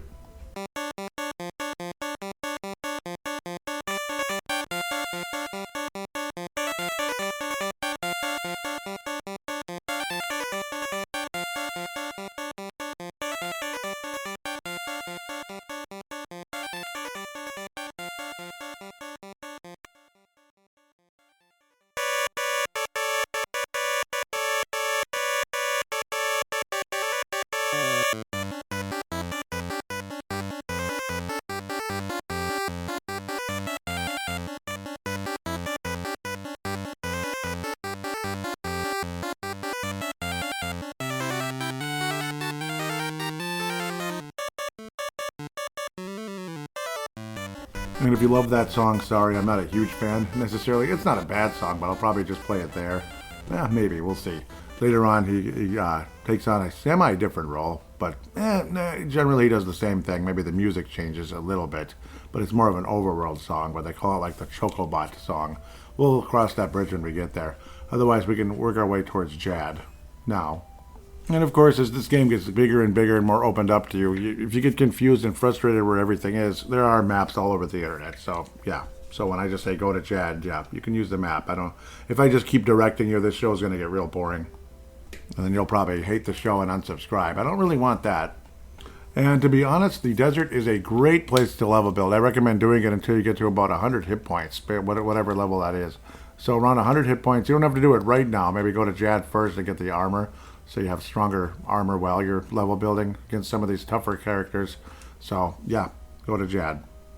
Also, the Chocobo can't join you into towns, so when it says, wait for me, basically, yeah, you tell that to the Chocobo, and you can pick him up later. You come into Jad, you notice there's no town music. What the hell? The character says, welcome to Jad, Davius rules this town. I hate it. So that's like, I believe that's a lady at the beginning, or a pirate-looking guy, I'm not sure. Go to the weapons shop, even though it's actually just armor. Buy all the gold armor. Gold, I tell ya! Yep, so you're free to sell any silver armor. There is, there's a gold helmet. So unfortunately, the silver helmet's already obsolete. That sucks. But there is no gold sword in this game. So gold helmet, golden armor, and golden shield. But do not sell your silver sword. Keep it the entire game, because it's going to be very useful. pretty awkward being in here with it's dead silent. You think the game's broken or something's wrong. I don't know. But otherwise, you equip the gold helmet versus the silver. Defense points go from 41 to 47, which again, wow. Wow, wow. That's a big jump. Imagine going from iron to gold. Woo! That's 10. Crazy. Or no, like more than that. Isn't it like 12 points? Yeah, wow.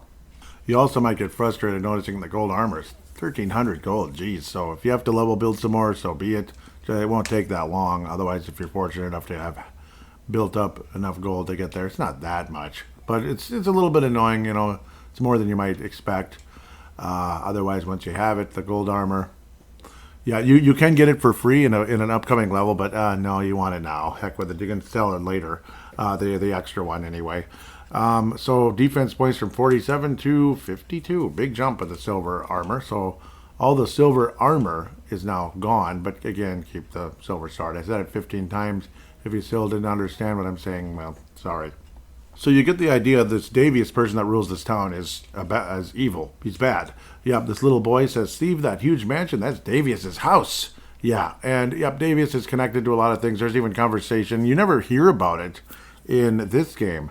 But according to storylines, you know, over the years, like Internet This and maybe other games and all that, I think maybe the remake, the one that came out, Sword of Mana, it's like a remake that came out on the Game Boy Advance, that Davius is actually, I believe he is Dark Lord's brother. And it's believable because they both look like knights, but let's just say Davius is a little different. He's more magical, you could say. Also, what took place, so a young man named Jad, that would be, so remember when Amanda talked about her little brother? His name was, or his name is Lester. And he always would play a harp and Jad. You hear about that in like Manos and everything. I used to hear a beautiful harp and Jad. So that's actually the town music when Lester comes back, when he's rescued, nudge, nudge, because you notice he's missing and there's no sound. And in order to continue in the game, you need Lester. So this girl says the poison gas appeared when the harp stopped. So yeah, it's important. So this is all Davius and all that kind of screwing things up. He kidnapped Lester basically and turned him into a parrot. So that's what took place there. Well, you go into the level if you want to, but you can't do anything. You move a couple areas over, you just see a parrot standing on one of those sticks or whatever that birds stand on, and that's it. There's nothing to do. There's nothing, just nothing to do. And so you have to go to the desert oasis. That's the next part of the storyline. And there's a character in the town that says to uncurse you need a teardrop of Medusa. So that would be the oasis, the cave of Oasis. So there's an oasis in the desert. Wait 1 second. Let's see what. Yeah, Northern Valley is filled with fatal poison gas. Yes. So in order to continue in the game, you have to get Lester back. How convenient. There's a guy also in the level or the town that says Cave of Oasis. I'll tell you for a bag of fang, but I don't have it. So I don't have the bag of fang, but I'll tell you exactly what he says. Okay, here's the clue: palm trees and 8. Yep. So that's how you find Cave of Oasis. There's a oasis where there's palm trees that you can walk through. Just do a figure 8, walk in a figure 8, basically cycle. The cave will open and voila, we're in the Cave of Oasis and Amanda joins you and yay, we're happy about that. For now, level build a bit, but then once you get to that level, do the Cave of Oasis, go in and begin the game. You're going to want to build up because it's a very tough level actually. There's also treasures you can get, so you know how the treasure boxes open. Sometimes you get like a bag of ruby. You can sell that for 100 gold. It's not that much, but it's something. But if you get gold, it's 750. Bag of gold, 750. Not bad. And you can also get a bag of fang, which is basically a bunch of fangs, like beast fangs, whatever, animal fangs. And yeah, so you use that to, learn that clue that I just told you. Or you can sell it, I believe, for like 50 gold or something. It's not worth hardly anything. You'd think a bag with rubies in it would be worth a hell of a lot more than 100 gold points. But, I don't know, that's all it's worth, I guess. Later on, I'll say it now, it's after you get through the poison gas part. The game is actually, you could argue, the most fun part of the game as you kind of get past this stupid desert. The desert's the most boring, I think, or just tedious because you're level building forever. Opal bag, that's worth 1,000 gold points. Opal, which is basically diamonds. And there's only one oasis with the palm trees that you can actually walk through, like walk between and do your figure 8. So you'll know it when you see it, basically. It's called the West Oasis, but yeah. And if you need a map, use a map. And always remember to take your chocobo with you. There's no reason not to. Like, why not? Until eventually you can't have him for a while. Otherwise, getting to 100 hit points is should be okay. I mean, otherwise, do your little figure eight between the palm trees. Eventually, you'll see the thing burst open, and yeah, we're in the new cave, the Cave of Oasis, and it is a new song. You could call it the level 2 dungeon, or not dungeon, the level 2 cave song.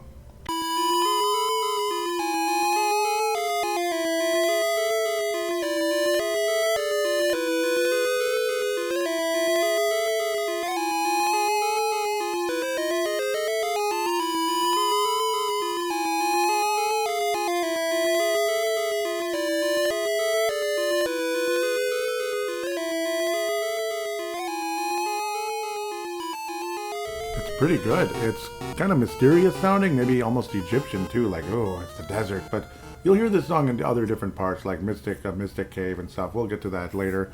Otherwise, there's Amanda. You see her right away. Sumo says, Amanda, did you take the pennant? Why? Amanda says, I'm sorry. I had to bring it to Davius. That pennant was to exchange for my brother, but Davius cursed him and turned him into a parrot. I must get the tears of Medusa to uncurse him. Suma says, Amanda, I'll help you. She says, thank you. So she throws daggers as a weapon. When you ask her, she will heal you from stone. Okay, so that's helpful. It's not amazingly helpful, but it is helpful. Yeah, it's a little bit on the tougher side, like I talked about earlier. And of course, the boss is Medusa. The main treasure here is the ice spell. We'll talk about that in a little bit. Two of the most common monsters you'll see here are like what appear to be cobras and shadow men. Ooh, creepy looking. Kind of shadow. Yep.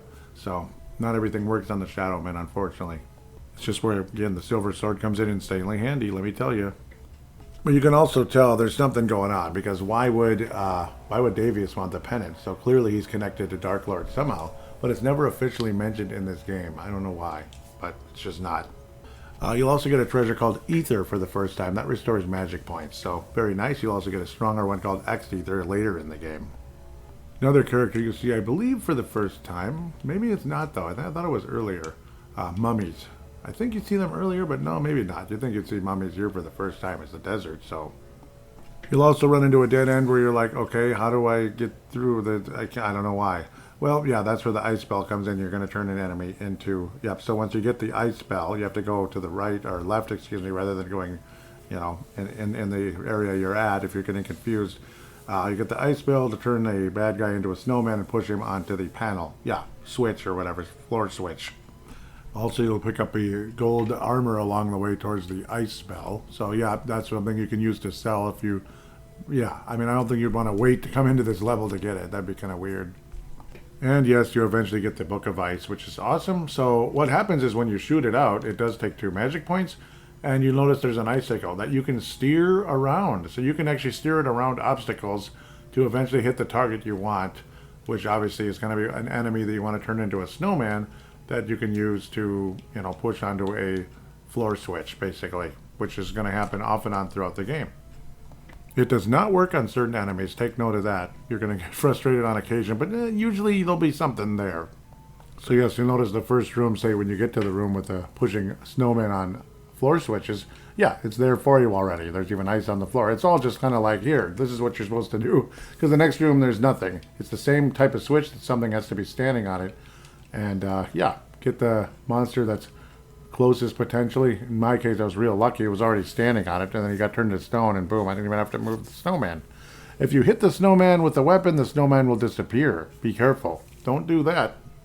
Worst case scenario, there's nothing else on the screen. If that ever happens to you, the best thing you can do is save and restart the game. You reappear in the same room with brand new monsters. Once you get to Medusa, this is the first major boss in the game. Davius is the next major boss. Obviously, you're going to hear some pretty... Well, I forget if you get the dramatic music with this one. Nope, it's just like the regular, like, level 2 boss. Like the regular boss. There's the mini boss, the regular boss, and the major boss. And then, like, the final boss, which is way later. Yeah, obviously, that would be somebody. We won't tell you who yet, but maybe you already know. So, yeah, Medusa, she actually talks to you, unlike other monsters. This will be your resting place forever. Equip the wind spear for the range and kind of stay to the bottom of the screen and swing away or poke away. And eventually she will go away. and all that good stuff. It does take several hits. She's got a lot of hit points.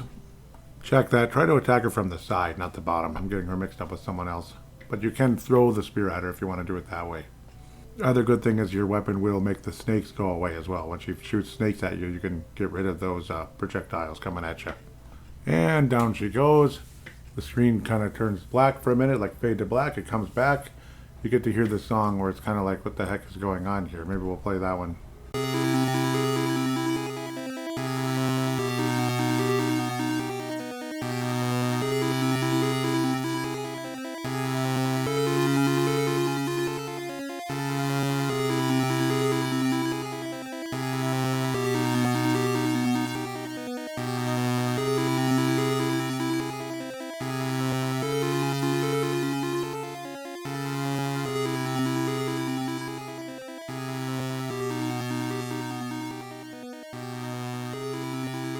A very nice and kind of haunting song. Medusa says, came here to get my tears. Ha, what a joke. And she dies basically, but they don't say that. And then you're like, okay, Amanda says, can't find any tears. I don't know what to do. Just imagine that. So that would suck. Lester says, okay, let's go back to Jad. But then Amanda says, ouch. And you're wondering, what's going on? Amanda says, I guess Medusa bit me while fighting. One who was bitten by Medusa turns to Medusa. I'm gonna turn into a Medusa in a short while. Please do away with me and take my tears, Sumo. Sumo says, no, I can't. And Amanda says, I'm gonna be a monster. Get rid of me. I might lose my mind. Plus, you need my tears anyway. Please, Sumo, just do it. And she does start to change, which is kind of sad. You hear the really sad music for the first time. Yep. She says, please take my tears to Lester. Tell him that I loved him. Please. Sumo's like, she's like, Sumo, please do it. And yeah, if you walk into her, you'll lose a hit point. So she's already like a monster. It's kind of sad. So you throw your spear or whatever. And he says, Amanda, I'm sorry, but I had to. Then you walk up to her and take a tear. Took a drop of tear from Amanda's face.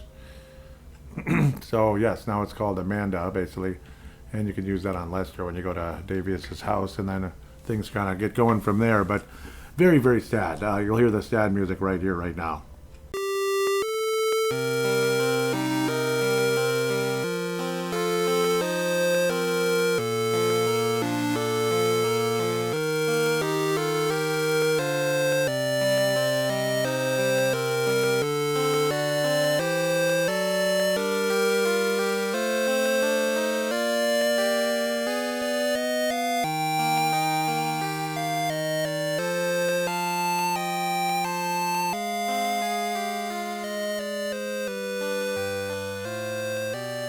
Easily the saddest part of the game so far. In fact, maybe the saddest part of the whole game. I mean, it's a bummer. You have to actually kill your friend. Can you imagine having to do that? That'd be awful. That'd be absolutely awful. She's like, I'm sorry, I'm going to turn into a monster. There's like, what are you going to... And these tears will save my brother's life, basically, and get things back to... hopefully get things back to normal here pretty soon. Like, clear up that fatal gas, and so the hero can continue to try to stop some of this scary stuff that's going on, basically. So, yeah.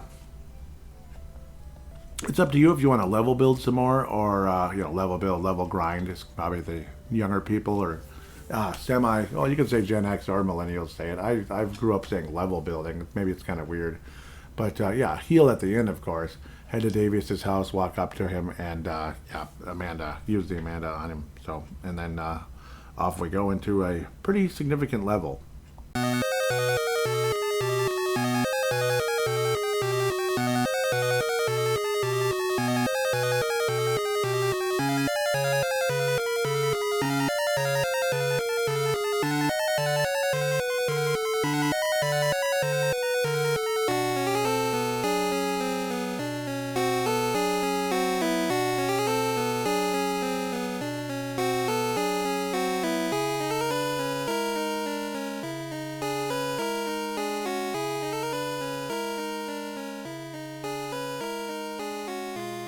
Davius's house, who actually turns out to be Dark Lord's brother, but of course is not mentioned in the storyline in Final Fantasy Adventure, but in other, Square, whatever, stuff that's been around for years. You walk in, a couple screens, and you notice you're in like a throne room, whatever, where somebo'd be ruling with their iron fist, and there's a parrot. Who could that be? That would be Lester. So equip the Amanda, basically. It's a vial of her tears. Walk up to him, just walk up to the parrot. Sumo used Amanda, the tears of Amanda. Lester was released from Davius's curse. Lester says thank you. Sumo says I'm sorry to tell you, but Amanda sacrificed her life to save you and all. To save me? Oh, Amanda. Will you please help me to avenge my sister? And you say, yes, Lester. And he says, thanks, let's go. Lester plays a little tune. All of a sudden, a stairway opens. So, yeah, cool. Otherwise, there's nowhere to go. So, Lester is the key here. You heard the castle type level music. Let's hear the sad music really quick. Kind of where it's not sad. It's like sad, but more of a serious sad.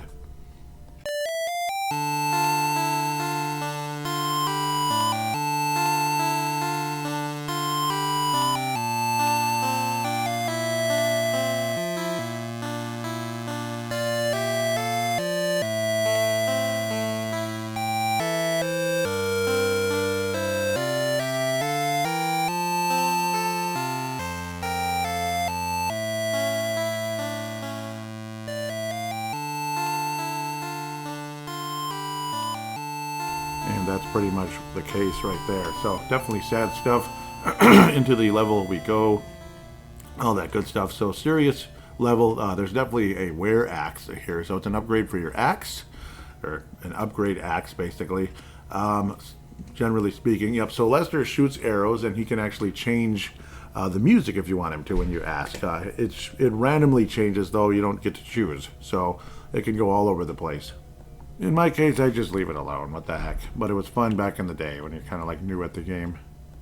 It's another level filled with, breakable walls, locked doors and stuff. So be prepared. You don't have to over-prepare and have no room for any other items. At least one new enemy is like a whiz-robe-looking guys. They look like they're straight out of... Actually, they're black mages. Okay. Your shield will protect you from their fireball thingies, basically. So that's good news.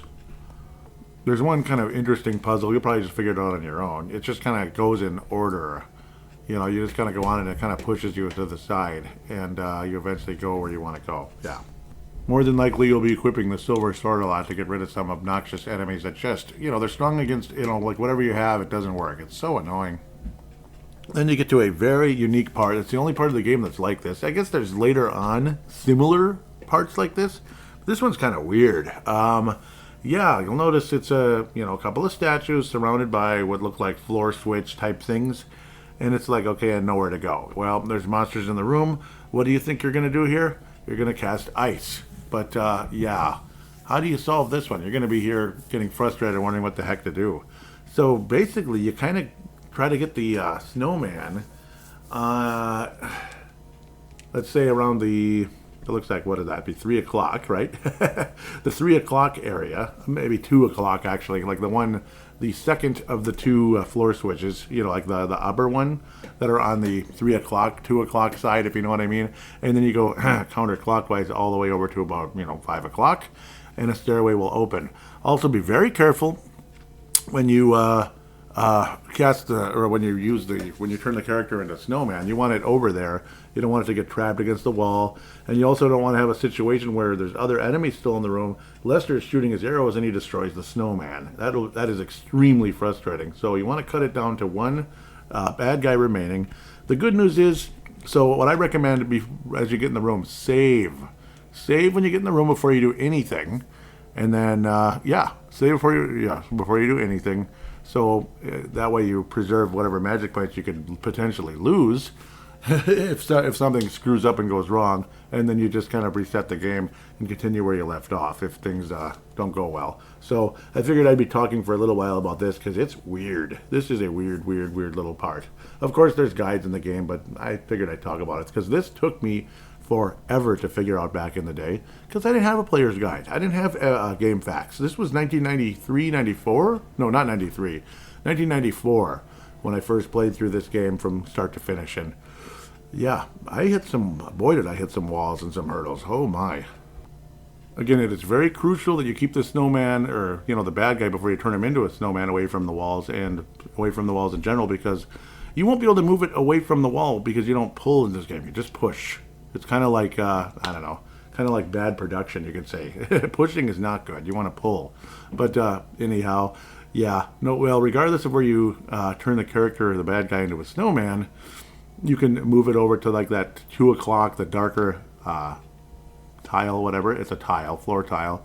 And then go counterclockwise all the way to the little fancy thingy, which is like around 5 o'clock, 4 o'clock, 3 o'clock rock. Okay, just kidding. Yeah, these days are ours. Well, hopefully the stairway is ours too. It worked. Ah, hallelujah. Yes, I knew I'd be going on and on about that because, again, it's one of the most confusing, frustrating screens in the entire Final Fantasy Adventure game. So, got rid of that one. There's one much later in the game in the very, very final stage that is kind of similar, but it's against the wall. So, you might be resetting the game a few times there or cursing your head off. So, yeah, whichever comes first, yes. I mean, do you understand the relief I still feel? 30 years later, 31 years later, basically, seeing that stairway open up. I mean, you have no idea. And the first time I saw it, many years ago, I was like, I did it. I figured it out. I mean, I almost fainted. It is one of the most cryptic, obnoxious puzzles in the history of video games. It really is, and nobody talks about it because you don't really hear about Final Fantasy Adventure that much. I mean, even Derek, who's played many video games over the years, has never played this one. And I don't know, it's a bummer. I don't know too many people that have. If you have, please come out and talk to me, please.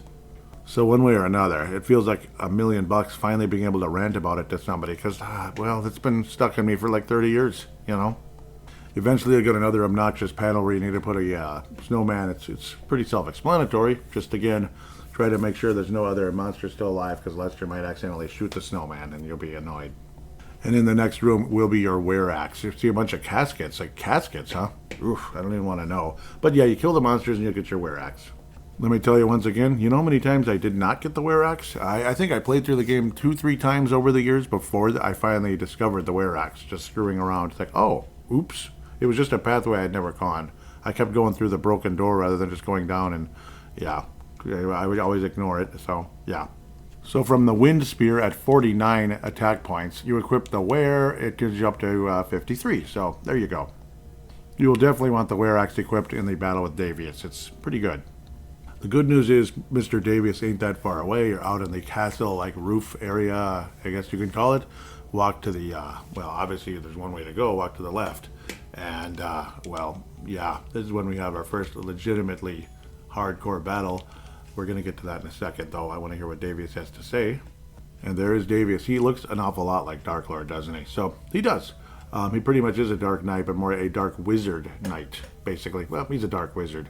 Davius says, "Ha, you can never defeat me." Thank you for that. He then turns himself into a giant squid with fireballs that he throws at you and such. And, yeah, here's the significant battle song. Enjoy.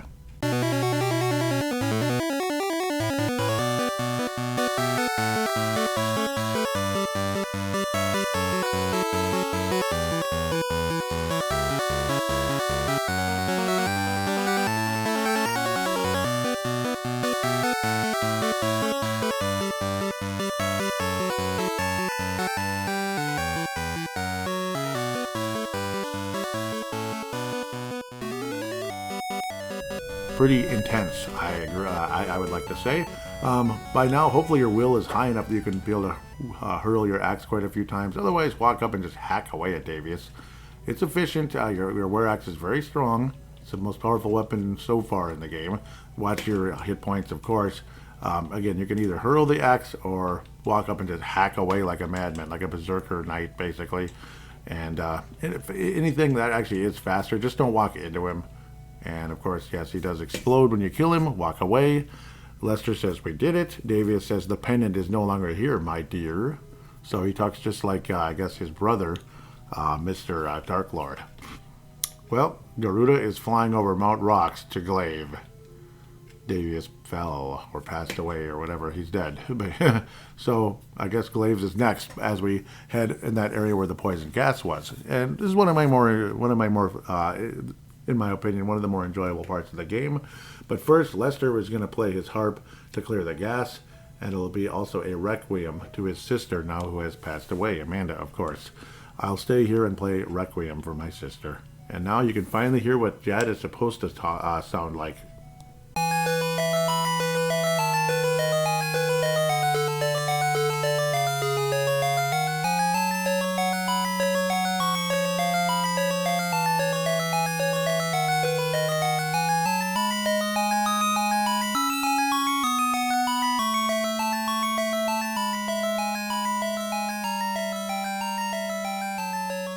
Not too bad, and I remember back in the day just how good it felt.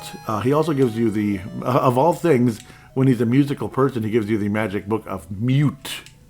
Isn't that interesting? So yeah, he gives you the magic book of mute.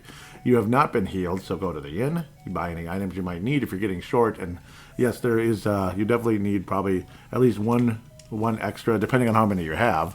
You probably want to have 3 or 4 all the time. Keys and sets of keys, by the way, and matics until you get the Morning Star. Then you can get rid of all the matics. The keys you're going to need until the end of the game, one way or another. So that's how that goes. It's not like Zelda where you pick up keys, though. Occasionally, when you kill a monster, they'll drop keys. Yes, that happens kind of often, but kind of not often. Especially when you need them the most. It never happens. Now the lady at the beginning of the level, it looks like it might be a guy, I can't tell. I think it's a lady. It simply says, "Welcome to Jad." Yes, because it's Jad again. It's not Davius rules this town. I hate it. It's "Welcome to Jad," where the beautiful harp is playing again. Sell off any junk you may have, or if it's like you have a set of like keys or matics that are like at 1 or 2, I'd say sell them and replace them and get extra as well. And sell off any other junk you may have picked up, like pillows or whatever. I mean, unless you really want to hang on to it and have it take up a spot, I just don't see the need for it. Of course, stealing that gold armor you picked up as well. Just sell it if you haven't yet. That extra gold armor that you don't need. And then you get the satisfaction of being able to walk into the, walk around and, freely in areas you couldn't get to before. Let's go back to the overworld music again. It's been a while.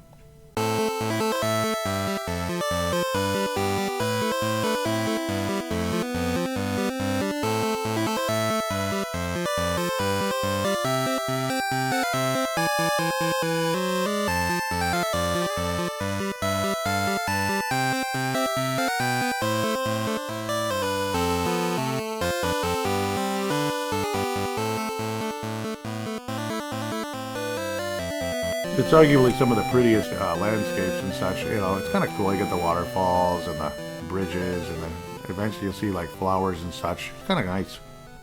If you're real interested, when you climb down the vines, there's it's like kind of like magic items shop. Like those like frost and stuff where you can use it twice. I don't feel the need though, so kind of work your way onward, I suppose.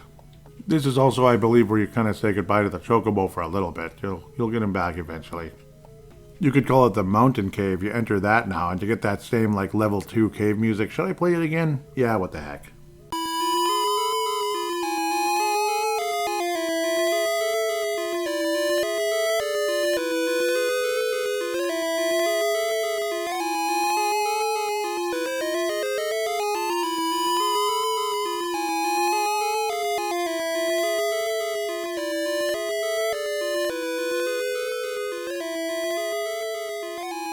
Along the way, one of the monsters dropped a will crystal, which will raise your will temporarily if you use it. Otherwise, you can sell it at a store. So it's up to you what you do with it.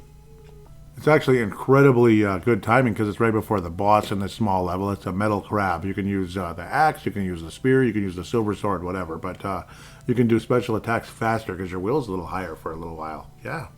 Unfortunately, the level isn't even over yet, but he's gone. You go down the stairway. Yay.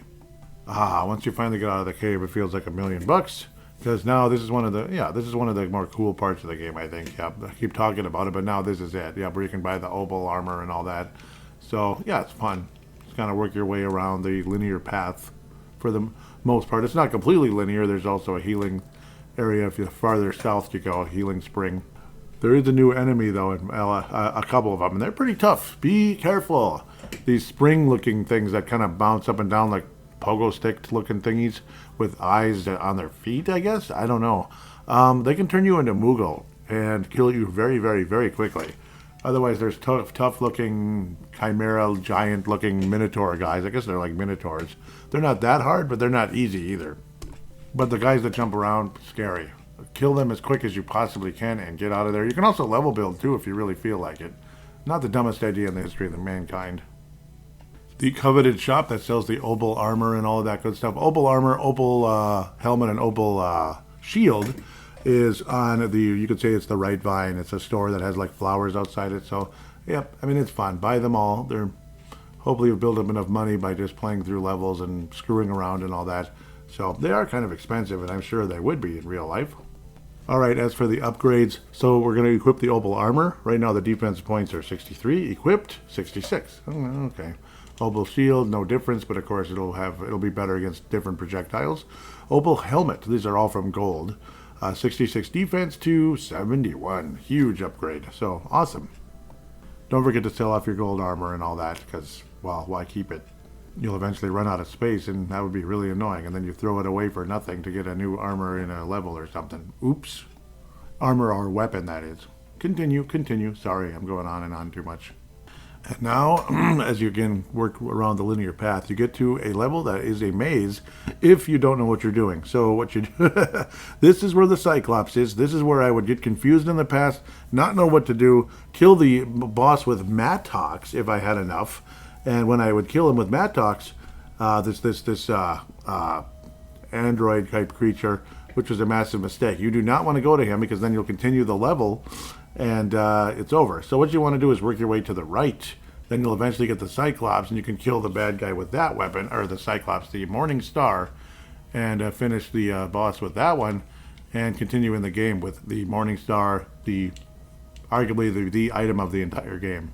Because if you go left, the screen just repeats. If you go up, you go to the boss, and you either die or kill him with Mattox if you have enough, and that's where it's a colossal mistake if you do that, which I did back in the day and could not finish the game because I didn't have the Morning Star. That's because not long after this, you go to the Float Rocks area. That's when the game starts getting really, really hard. The Float Rocks area, whereas, you have to like break rocks with the Morning Star or Mattox, preferably Morning Star, and then, away you go there. So, okay, I'm trying not to get confused here, but yeah. So yes, up one screen and to the right, and work your way into the level, basically. So it's another one of those obnoxious cryptic things, but it should have been more self-explanatory. I just got weird and confused back in the day. You'll also get to yet another screen where you have where there's flowers in the middle of the screen, and you have the option to go right or left. Go right, because if you go left, you're going to be brought back to the beginning of the level, and the confusion continues, along with the frustration. Again, there's another area you can tell right away. Just go right. The flowers in the middle of the screen and the right or left decision. Go to the right, go to the right, go to the right, and go to the right. Sounds like something I would like to do. Don't listen to Beyonce. She's not that good anyway. Do not go to the left. And when you come out of that stairway outside in what looks kind of like a concealed area, and you see that Cyclops, heck yes, you have come to the right place. And look what his weapon is. A Morning Star. Well, gosh darn it. You can imagine the amazement and excitement when I finally got to see that. I was so happy. We will play the regular level 2 boss music with this one, or midland boss music. Basically, power up your weapon, throw it at him, or hack away, whatever. Same strategy on most of the bosses in this game.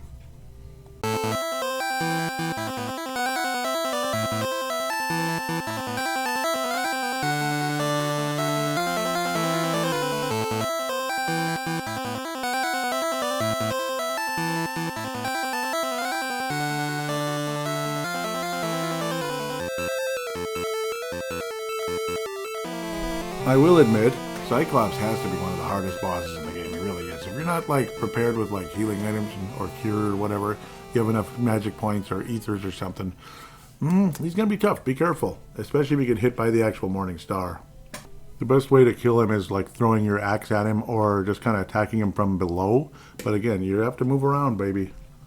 Every time you just walk into the guy accidentally or he walks into you, it's a good 30 hit points of damage. It's ridiculous.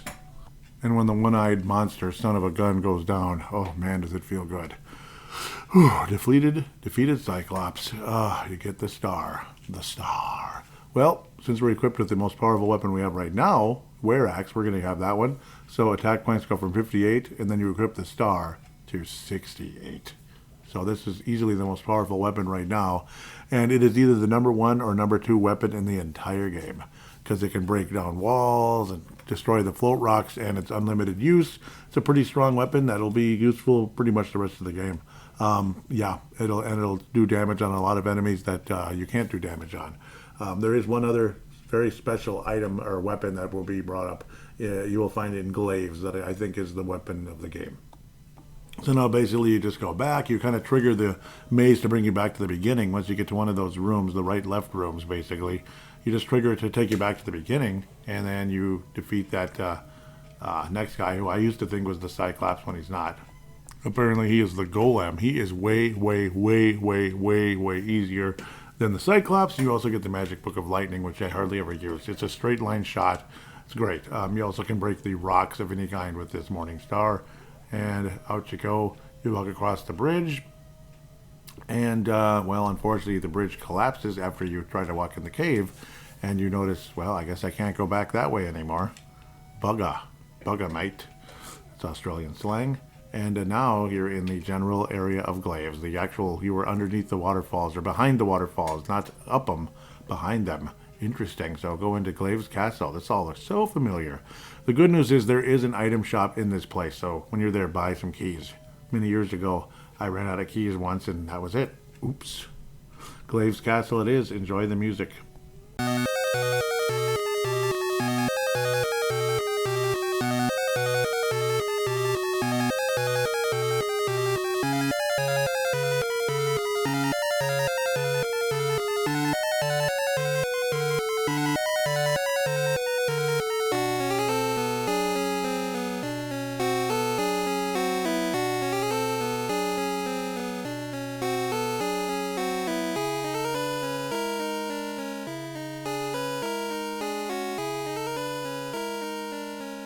Back where it all started, and now we're the aggressor. We're ready to say, all right, you sons of biscuits, or whatever swear words you might want to put in there. Let's let's take care of business here. So, well, thankfully there is a shop in this place. We'll get there eventually. You can kind of mess around outside a little bit, basically. But yeah, there is a shop where you can purchase more keys, and I strongly encourage doing that. I believe I have in my inventory right now 10. That might be enough. I think I at least get one more set just in case. Now that you have the Morning Star, by the way, if you still have Mattox in your inventory, you can either sell or dispose of them as soon as possible to open up some more space for more keys or healing items. So that's definitely a positive right there. You'll also notice just how good the Morning Star is. It's strong against pretty much everything, so it's a great weapon. Many years ago, me and my friend Marcus also used to kind of talk about, can you imagine like those type of weapons in a real battle? Because that stuff really happened back in like medieval times and before, I believe. So back at least, I don't know, back in like the Crusades and such, and even further back. Wow, it's kind of scary. Can you imagine a weapon that powerful? It'd be, and what it would do to a body, like an actual body to somebody's flesh. Oof, I mean, it's, I always imagine an extremely strong knight of some sort, knight or warrior or whatever, you know, heavily decked in armor, on a big strong horse, twirling that thing around, and bam! Oh man! Because I don't think you're gonna have some skinny guy out with it. It's gonna be somebody that's big and very tough. So you basically work your way in from the side. It kind of goes like underneath, and then you're inside, kind of going up a vine and kind of going up to a whatever the heck it's called. I forget what they call those things, but like one of the tower parts of the castle. It's pretty cool. Right away, you'll get into it with a mini boss called a Chimera. Unfortunately, you do not have the best weapon in the game. You have the second best, the best item in the game. You have the second best item in the game, which is the Morning Star. The best item in the game, in my opinion, is kind of something that goes under the radar. In some ways, the Morning Star is the best item in the game, but we'll get to it. You just don't have it yet, so you'll need to heal. Because odds are your hit points are going to be low when you start fighting with the Chimera. It flies around, just hack away at it. There's no real special strategy to it. Just kill it. That's all. Indeed, it was the Chimera. And, well, it looks like a Chimera, doggone it. And then you're going inside Le Castel. The good news is, guess who you get back in your party for about 5 minutes? Fuji! Hey, Fuji film herself. Let's go take some pictures. No, let's not say we did. So she's back, so now you can heal a little bit better. And a certain other item will help you heal as well. I keep hinting towards it. And it's so easy to miss, even though it's kind of, it's easy to miss, kind of like the wear axe. And believe me, you're probably going to need healing, at least in my case, because I was kind of weak when I first got to Glaives. Like low on magic and hit points. Fun. You see more of the, so basically you kind of work your way to like the ceiling area, you could say. You could say it's like on the top of the castle, again, not in that tower, but like the main area, the top outside of it. So in this area, you'll eventually find a shop. You're going to run into some characters that look like knights. They look a little weird, like maybe it's like some kind of face mask they're wearing or something. And of course the black mages that are annoying and drive you crazy with their spells, and occasionally bad things can happen. But, I don't know. I've seen worse, I guess. Seen worse, seen better. I'm trying to waste this Matlock. Matlock. Yeah, I'd like to watch that show. So, to get to the store, you'll notice there's a kind of a... It's like a ladder down, you could say. Like a ladder or staircase down. Not the kind of staircase like the Zelda staircase that we use to go down a different floor. This is just to go down to the ground level outside. There is a shop. This guy sells regular items. He looks like he'd be selling the magic stuff, but no, you can buy at least one more set of keys, maybe two. I say maybe just two, what the hell, as long as you have space. So basically either have 4 or 5 full sets of keys. Maybe if you have like a set that has only 1 or 2 keys, sell it and replace it. Why not? I mean, why the heck not? It's not a big investment. It's like 15 gold. You also have a new type of a object, I guess you could say. Obstacle, that's the right way to call it. It looks like kind of like a star. They're like 2 stars. I don't know what the heck's going on, but they're extremely, they do a ton of damage. So keep your distance. Just stay away. They don't shoot at you or anything. Just don't walk into them. Avoid them if possible, please. They're very, it's very harsh damage, honestly. And yes, the main reason why these stupid mages are a problem is sometimes their magic spells turn you into Moog, which can be instant death if you're not careful. Watch out. It's annoying. There's also another bed where you can rest and get some hit points, so that's the cool part. That's an area where there's a fork to go right or left. Eventually you go there, and then otherwise it's just a room with a bunch of treasure chests and wolves, and then you continue in the level when you go to the right. Yeah. Of course, don't hit the treasure chests. You can probably figure that out on your own, though. Open treasure chests sitting on floor panels, yes. So once you get to a room eventually that has knight statues, I believe it's the first part of the game where you do finally see that. Instead of breaking the wall to go north first, go south. This is where you will find what I believe is the item of the game, as you go south and kind of follow the linear path just a screen to the right. Defeat the 4 or 5 knights with the sword, and you'll notice a treasure chest opens in the middle of the screen. It is the blood sword, the item of the game. Why is the blood sword the item of the game? Because every time you hit anything, you restore hit points. Any damage you do on any character, anytime you do damage on a character or even a treasure chest, you restore hit points.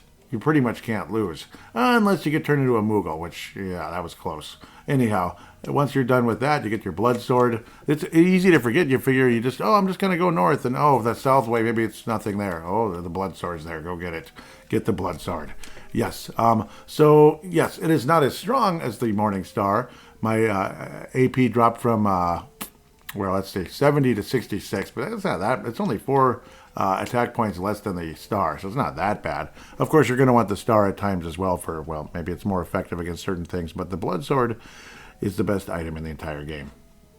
And then you get an annoying room where you have to turn characters into snowmen and put them on the floor panels. I hate it, but it's annoying. But yep, you want to use the knights for that because the mages, it doesn't even work. So you have to use the knights. Don't kill the knights if possible. And remember the save reset button if you have to do save and reset strategy if you screw up or whatever.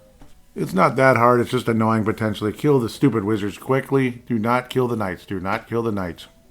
At least not until, unless there's more than 2 knights. Obviously, you need at least 2 of them to get the snowmen on the panels. Yes. Otherwise, just keep working the linear path if humanly possible. Eventually, you walk past the throne room. Of course, Dark Lord is not there. It looks awfully similar to Davies' throne room, doesn't it?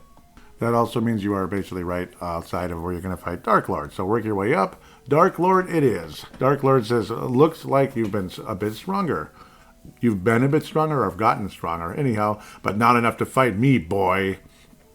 But then Sumo makes a terrible mistake, tells Fuji to stay outside, it'll be too dangerous here. Yet she was in other boss fights, so what's different about this one? Give me a break. Well, Dark Lord battle hath begun, and she's like, okay, be careful. Yeah, I can understand. She's like, why would you do that, right? Because guess what happens? Yeah, you'll find out. Anyhow, the Dark Lord major boss music beginneth.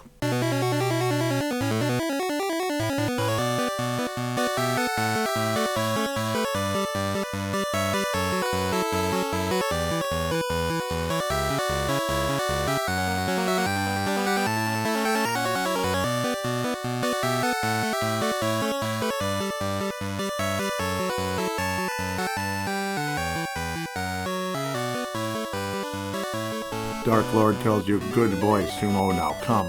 So obviously he probably wanted you to do that. He's extremely easy. Just beat the heck out of him with your Morning Star and your Blood Sword. As you can change that around if your hit points are low. The Morning Star does a little more damage, and it feels fun beating the living crap out of this bully bastard. Because he's not that good. He's easy. Just beat him. Easy. To be fair, his when he does hit you, it is pretty hard. It's just that he does a lot of damage, about 30. But he's so damn slow. His best move by far is his dash attack. It actually takes a little longer than I remember, but maybe my levels are lower. Defeated Dark Lord, you receive the pennant, but it's fake. You're kidding, right? Isn't that great? He says, it's fake. Then where's the real pennant? And then, well, yeah, well, I gained a level. How cute. Work your way downstairs. What a surprise. Fuji's missing. I just can't believe that happened. Like, yeah, that's real smart. Like, yeah, real smart. And then you're like, where's Julius? Uh-oh, must be at the waterfalls. Automatically you walk out. Fuji's walking like she's in a trance. Great. Julius. So guess what? Guess who the real bad guy in this game is? Yeah, I think you figured it out by now. It's Julius. It's Orange Julius himself. Sumo crawls out to Fuji. What's wrong? What the heck is going on? Julius arrives, and then you get to hear the music again.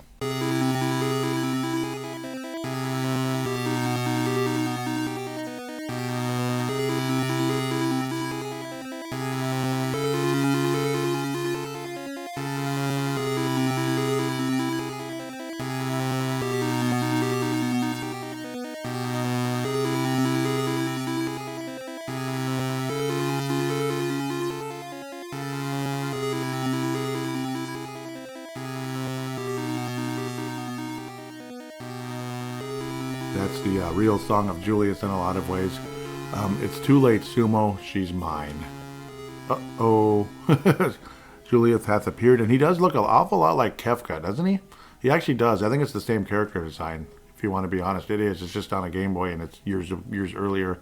Sumo says, what? So if you remember Kefka from FF6, yeah.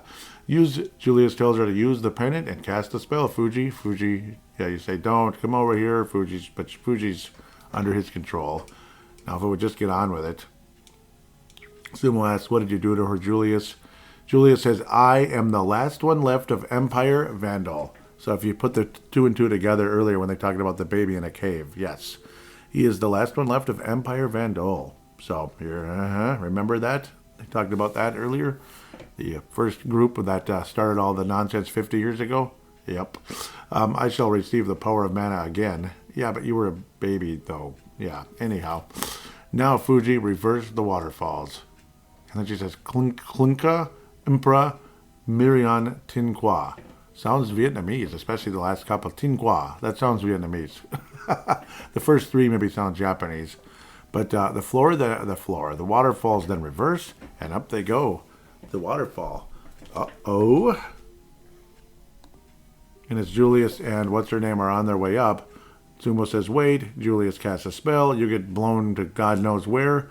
And, yeah, wonderful stuff. Absolutely great. And then you're laying in what appears to be a desert with crystals, saying, ouch, I can't even move. You're just laying there. So you got blown far away. All of a sudden you hear the chocobo sound. He comes, picks you up. And next thing you know, you are in a village, which is another one of those castle town type dealies. Kind of similar to Wendell, but not as sacred, I guess. One of the people that you can't see says, see that, Auntie? A boy's falling. And Sarah, as the character, says, oh, yes. A birdie is falling, too. Sarah says, oh, dear. Well, maybe not Sarah, but the girl said that. Then you hear a very serious and sad song. Enjoy.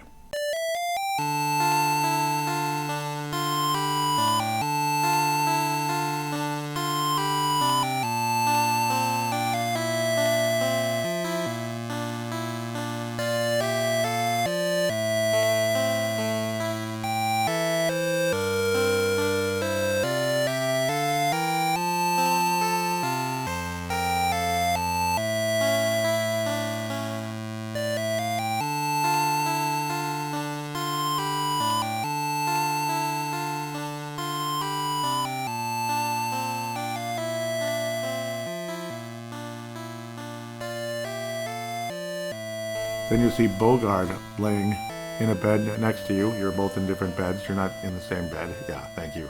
Bogart says Sumo. Sumo says, Bogart, how have you been? Bogart says, I was thrown from the ship, but Sarah picked me up and saved me. Ouch. I'm glad to see you again, Sumo. Sumo lets out his frustration like he's never has before. I can't do this anymore. I can't do it. And I'm not the right one to be the Gemma Knight. Basically, Bogart says, come on, you must stand. Sumo says, no, what's that Gemma? Why me? Why does that have to be me? I think we've all been there about things in the past. Bogart says, Sumo, you, and then Sumo says, you do it. You're the Gemma Knight. It's you. Bogart gets pissed off. Shut up, get out. And out you go. And there's Sarah. You talk to her. She says, he didn't want to let you know, but he can't move for a while for his broken back. He was distressed to hear of places being attacked, but he kept saying that there's a boy named Sumo will come to save us all. I didn't really believe him. It gives you goosebumps, doesn't it? It does. I didn't really believe him, but when I saw you, even a chocobo knew you were the last hope. Bogart and the bird made me believe in you. We all believe that you'll save our world now. Chocobo is being treated at Dr. Bow Wow's house. So he's the third. He's the third of the three heroes of the past. So he's like more of a medical guy. Also, walk into the item shop while the sad music is still playing. Sad, intense music is playing. You can get the flame armor, the flame shield, and the flame whip. Buy them all. You probably have enough money after all this time. It's been a while since you bought anything. So now okay, maybe you don't. Start selling stuff, I guess. Well, the flame armor, anyway, from the Opal goes from defense points of 78 to 80. Otherwise, when you go to Bow Wow's house, you'll find out that the Chocobo has been turned into Chocobot. Apparently his legs were damaged or whatever, and they are mechanical now. And Chocobo can walk on water. Very convenient. So he's kind of like he's your transportation, for the whole world now. He can walk on water, at least some water. No, he can walk on all water as long as it's not obscured. My bad. Well, I guess the oceanic water way outside, you can only go so far. Bow Wow says, phew, all done. I mechanized his wounded legs. He's fine now. Yep, he can even go on water. Yeah, like I just said, I named him Chocobot. How's that? And yep, you say, oh, you, like it's nothing. Well, he helped. Bow Wow says, we all rely on your kid. He is covered in hair, basically, from head to toe, pretty much. That'd be Dr. Bow Wow. Go talk to Bogart before you leave this town. So, yeah. And now you'll notice the music in the town is just like Wendell. So maybe listen to that quick.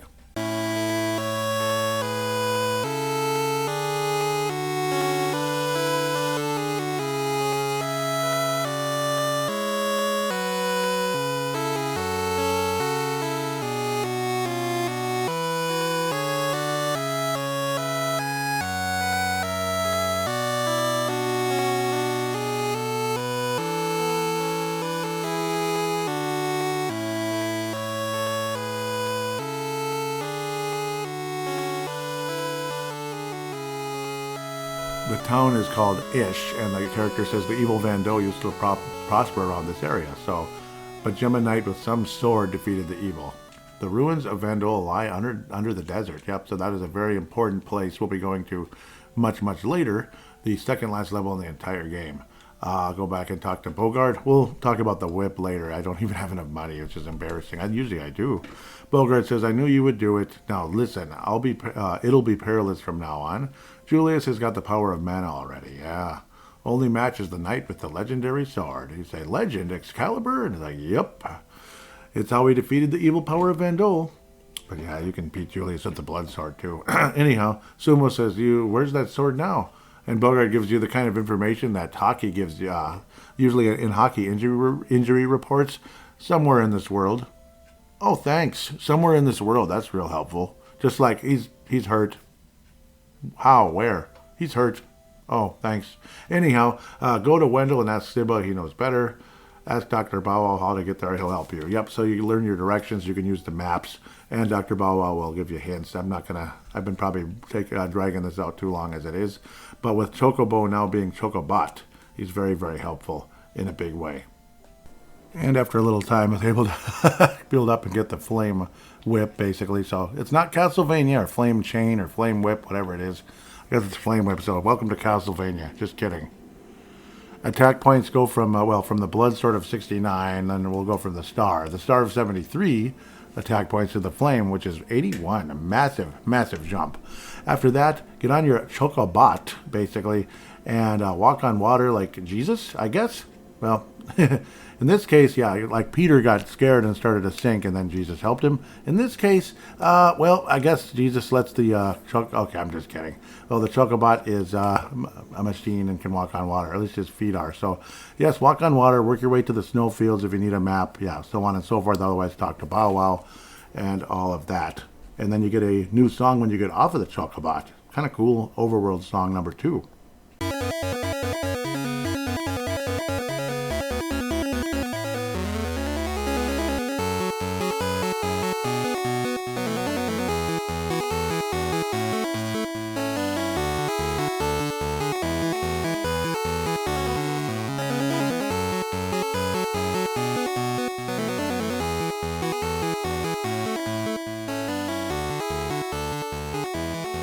Excuse me, not the snowfield. You go to Wendell first. Then they tell you to go to Ish, which is in the snowfields area. Ish is like another castle town, basically, and everybody's frozen. So now you get to hear the kind of scary music, you could say, here as well. So yeah, everybody's frozen. Just walk up there like, frozen? What the heck? What the heck is going on here? You go to the king's room. The king, Julius, has summoned monsters in this world. One called Carrie, with a K, in the snowfield has frozen us. Sibba came, but he's stuck in the other room. It's dangerous to keep them all frozen for long. Well, in reality, they'd probably be dead already, but it's a video game, so whatever. So, yes, you have to go into the snowfield to continue the game. So, yeah, basically the same idea, but at least now you know the storyline as to why we're going to the snowfield and not just, talking to Sibba. He's not in Wendell at all, as you found out when you went there, of course. Of course, to get into the snowfields, you actually got to cut down these trees that are in your way, basically, and work your way north. I don't know, you probably don't need my help with that, but yeah. You'll also notice, again, like I said, the overworld music is different. So it's pretty much the Chocobo. Now that you have the Chocobo and his different form, it's like Chocobo level 2, basically, now that he can walk on water and all that. So, unfortunately, you can't bring the Chocobo with you into the snowfield. It's too cold, kind of like Minnesota in this time of year sometimes. The Flame Whip does wonders on the snowmen, and they give you a ton of experience and gold. So my recommendation here is hack away for a long time, level build here for a while, level grind, money grind, and then eventually you go into the cave. But money grind for now. And then after that, once you build up to a certain point, you go into the cave, which you'll find in the snowfields, and hear what I think is the best song in the entire game.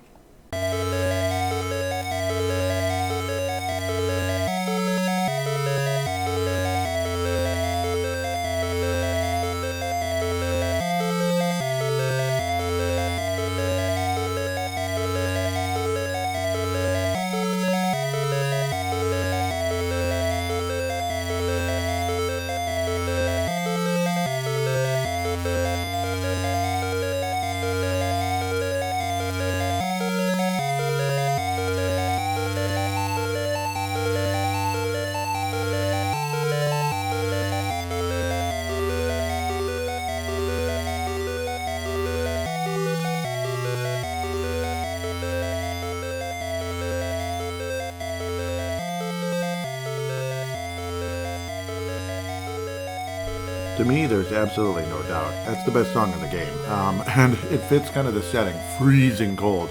Usually when it's freezing cold, like it has been like the last week or so that I've been recording this part of the show, So, yeah, I was playing this song a lot in the car. So, yeah. Couple of brief things real quick. Like, you don't just fight the snowmen to level build. Of course, it's everything there. There's like walrus looking guys, wolf heads, which are really interesting. I can see them a lot clearer now when I'm using like a TV instead of a Game Boy screen. So it's kind of funny. But in the cave, you're seeing what appear to be mountain goats right out of the gate, and you hear that cool song. It's just a perfect fit. Perfect. Perfect fit for either a freezing cold situation or the second time you hear this song in the game. I'll get to that when we'll cross that bridge when we get there. And once again, of course, you're going to run into all different kinds of characters that are strong against your weapons. You got to change the weapon, blah blah blah. The tornado-looking guys and such. So yeah, interesting. The eyeballs, one of my favorite giant eyeballs. You can use the blood sword on those and get some new hit points for you. I should also mention I did level build to a point that the flame whip or whatever, flame whip, it sounds way better. Castlevania or not, the attack points all the way up to 100. That's up to you if you want to do that. It's a little time consuming, but you can gain levels very quickly in the snowfields, like I was talking about a few minutes ago. You have guys that look like duck warriors, which is kind of fun. Pretty sure they're in Secret of Mana coming up on Super Nintendo. You'll definitely be slipping and sliding a lot on ice. Certain directions one way, one direction the other way. But I think you've already seen some of that before, but here it's a lot. Eventually, in a room or two, you're going to start seeing Elixir for the first time. That's an item, of course, that restores maximum hit points and magic points. Nice. Especially good for the final battle, but really any battle. It's good to save them up for the most part, but you don't need to let them sit there forever. That's something I'm kind of guilty of because I tend to hoard, super duper items like that. But of course, don't use it in like 5 seconds. I mean, use it in a time of need, like a major boss or something. Every now and then you'll get this cool effect where you kind of like semi go outside a little bit from like one part of the level to the other, from like right to left, left to right. It's a cool effect, and this game does that a lot. But this is one of the levels that does that a decent amount. Another item is Ether. It's a stronger version of the Ether, basically, which restores more magic points. Going back outside, now you're looking at the mountains in the background. You're like, way kind of it's like a summit area. Still, unfortunately, not going to the final boss yet for this level. Starting to get concerned in case I missed the ice sword. I hope not. Ice sword. It is nice. It doesn't work on a lot of characters, but it does work on some, and that you don't expect, and you feel a lot better when you're able to get it.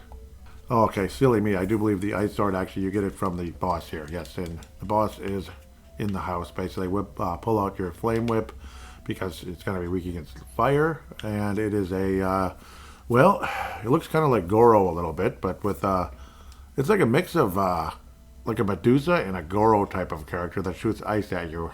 I believe it's a female named Kary, Kary. Hack away with your whip and take her down.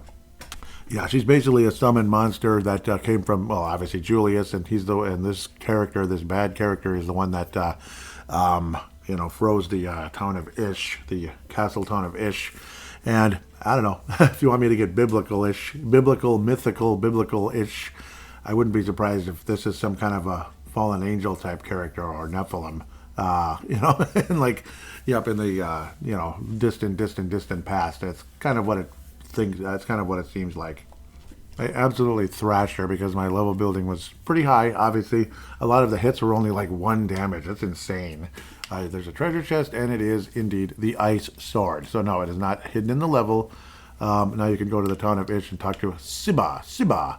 Let's equip the ice sword from the flame whip really quick. So flame whip attack points 100, because I didn't even gain a single when I gained a level during the level. When I gained a level during the stage, we'll call it the ice cave, I guess you can call it. I didn't say power or even stamina. I used wisdom this time to get some more magic points. Sorry for babbling. Flame whip, AP 100. Ice sword 102, even stronger. So, but anyhow, yeah, let's go to Ish and talk to Siba. And we'll let you hear that Sacred Town song again now, because it's a sacred town now. It's not frozen anymore.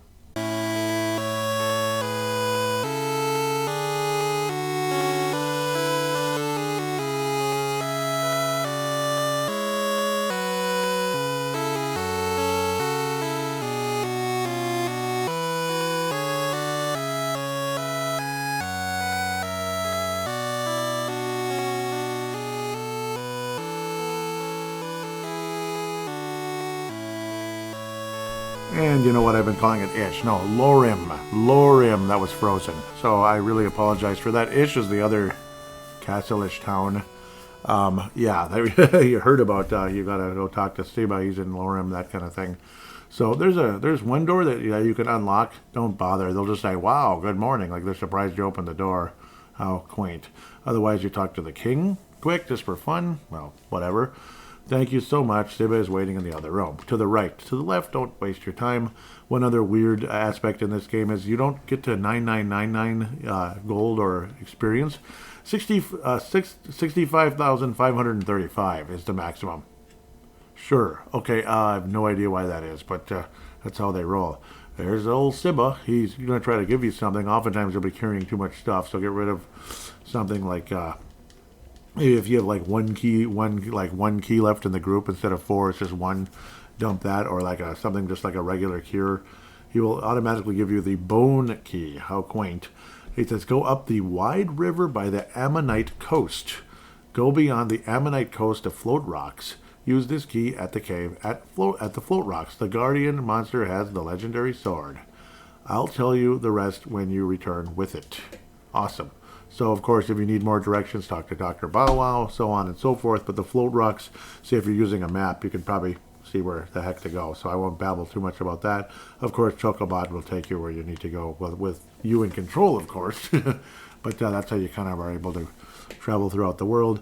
Make sure you buy keys. I'm going to definitely do that. Make sure you buy more keys so you're not stranded inside the middle of a level and have to start the entire game over. Yeah, well, yeah. Overworld song? Let's play it.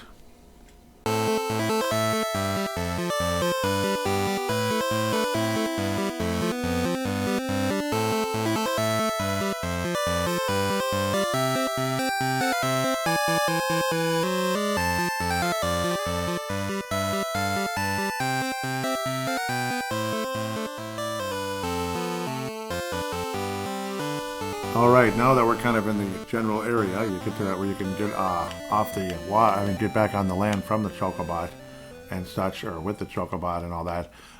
Before you start heading towards the Float Rocks and the level, basically the Float Rock Cave or whatever it's called, where the legendary sword is, work your way more north first, where you kind of need to use a chain to go north. And you can buy a ice helmet to get just a little more defense. There's no reason to throw away this opportunity, so go for it, basically. Not ice helmet, excuse me, ice armor and ice shield. Yeah, get them. Now let's watch the difference from the flame armor and the the flame armor and the flame shield. The ice shield, of course, there's no difference. Otherwise, there's just better, whatever. It blocks projectiles. The ice armor goes from 102 to 110. Big jump. 8-point jump, of course, still off the flame armor and the flame shield. And you see some pretty weird looking characters along the way, like steel looking things or flying fish. I don't even know what the heck they are. It's interesting though, unless it's seashells, pardon me. And obnoxious little flame throwing what appear to be seahorses swimming in the water. You'll get that in the level coming up as well. They're annoying, they're hard to reach, but once in a while you'll kill them. Some things also look like flying octopuses? Or jumping octopuses? Actually, I see what they are. They're griffin hands from like Secret of Mana coming up in the next game. But not the next game I'm going to review, but the next game in the series, of course. Along the way, once you finally get to float rocks and all that, as you work your way down, you'll notice you're close to Wendell secretly, but like it's other side, that type of thing. You can't really get there. It's in view though. Kind of like if you're on a certain part of your neighborhood and there's no way you can get there, but you're close to something else. It's kind of funny. It's kind of blocked off because of whatever. But yeah, with the Morning Star, you just hack your way through the float rocks and smash them up. If you don't have the star, you're done. Your game is over, basically. You might as well just reset the game, start all from the beginning. But yeah, thankfully you don't have to, because I told you where the star is. Apparently those griffin hands can turn you into a Moog too, so it's just, it is easily the most annoying thing in the game, getting turned into a Moog, because you are defenseless. You will eventually come across a shop where you can purchase the Wind Spear, which is a nice upgrade. It's an upgrade from, the Thunder Spear, not the Wind Spear. You already purchased the Wind Spear. It is an upgrade from the Wind Spear to the Thunder Spear. My apologies. Very powerful weapon.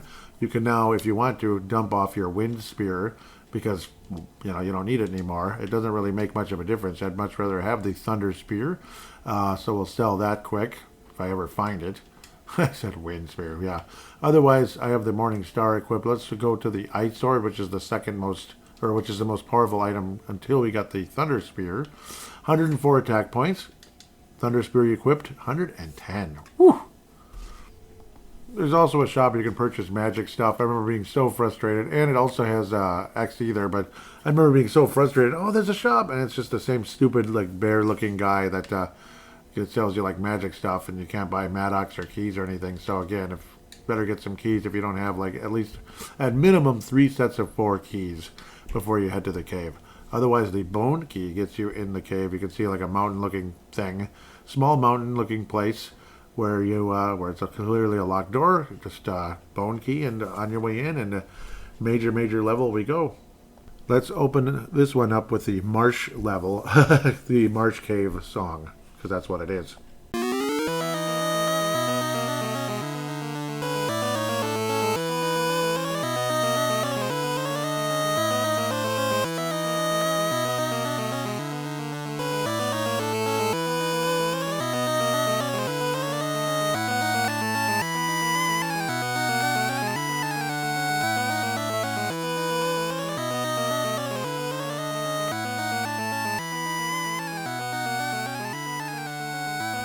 Now we engage in one of the largest levels in the entire game. Of course, you leave your chocobo behind. It's kind of like a marsh cave, but way the heck bigger. Of course, you'll see those adorable little, seahorse type characters. Yep, you'll be using the Morning Star quite a bit in this place. You'll definitely be using the map a lot. It's a large, kind of semi-confusing, type of place. Not that confusing, but it can get tedious just because of how large it is. You'll run into a giant squid or kraken, pull out that thunder spear, and pierce. I mean, what do you think? A thunder spear and a kraken? Yeah, I think the thunder spear will work pretty good, don't you? So just hack away as much as you can. If you're built anywhere near the way I am, yeah, you'll probably be fine. Well, I just gained a level along the way as well. So anyway, you can kind of continue into the cave and such as you are wont to do. Apologize. Yep. For some reason I thought the bridge broke, but yeah, that was very quick. So that part was quick, and then you kind of go around and such, and then go to a hole in the ground to continue the level where it's much longer.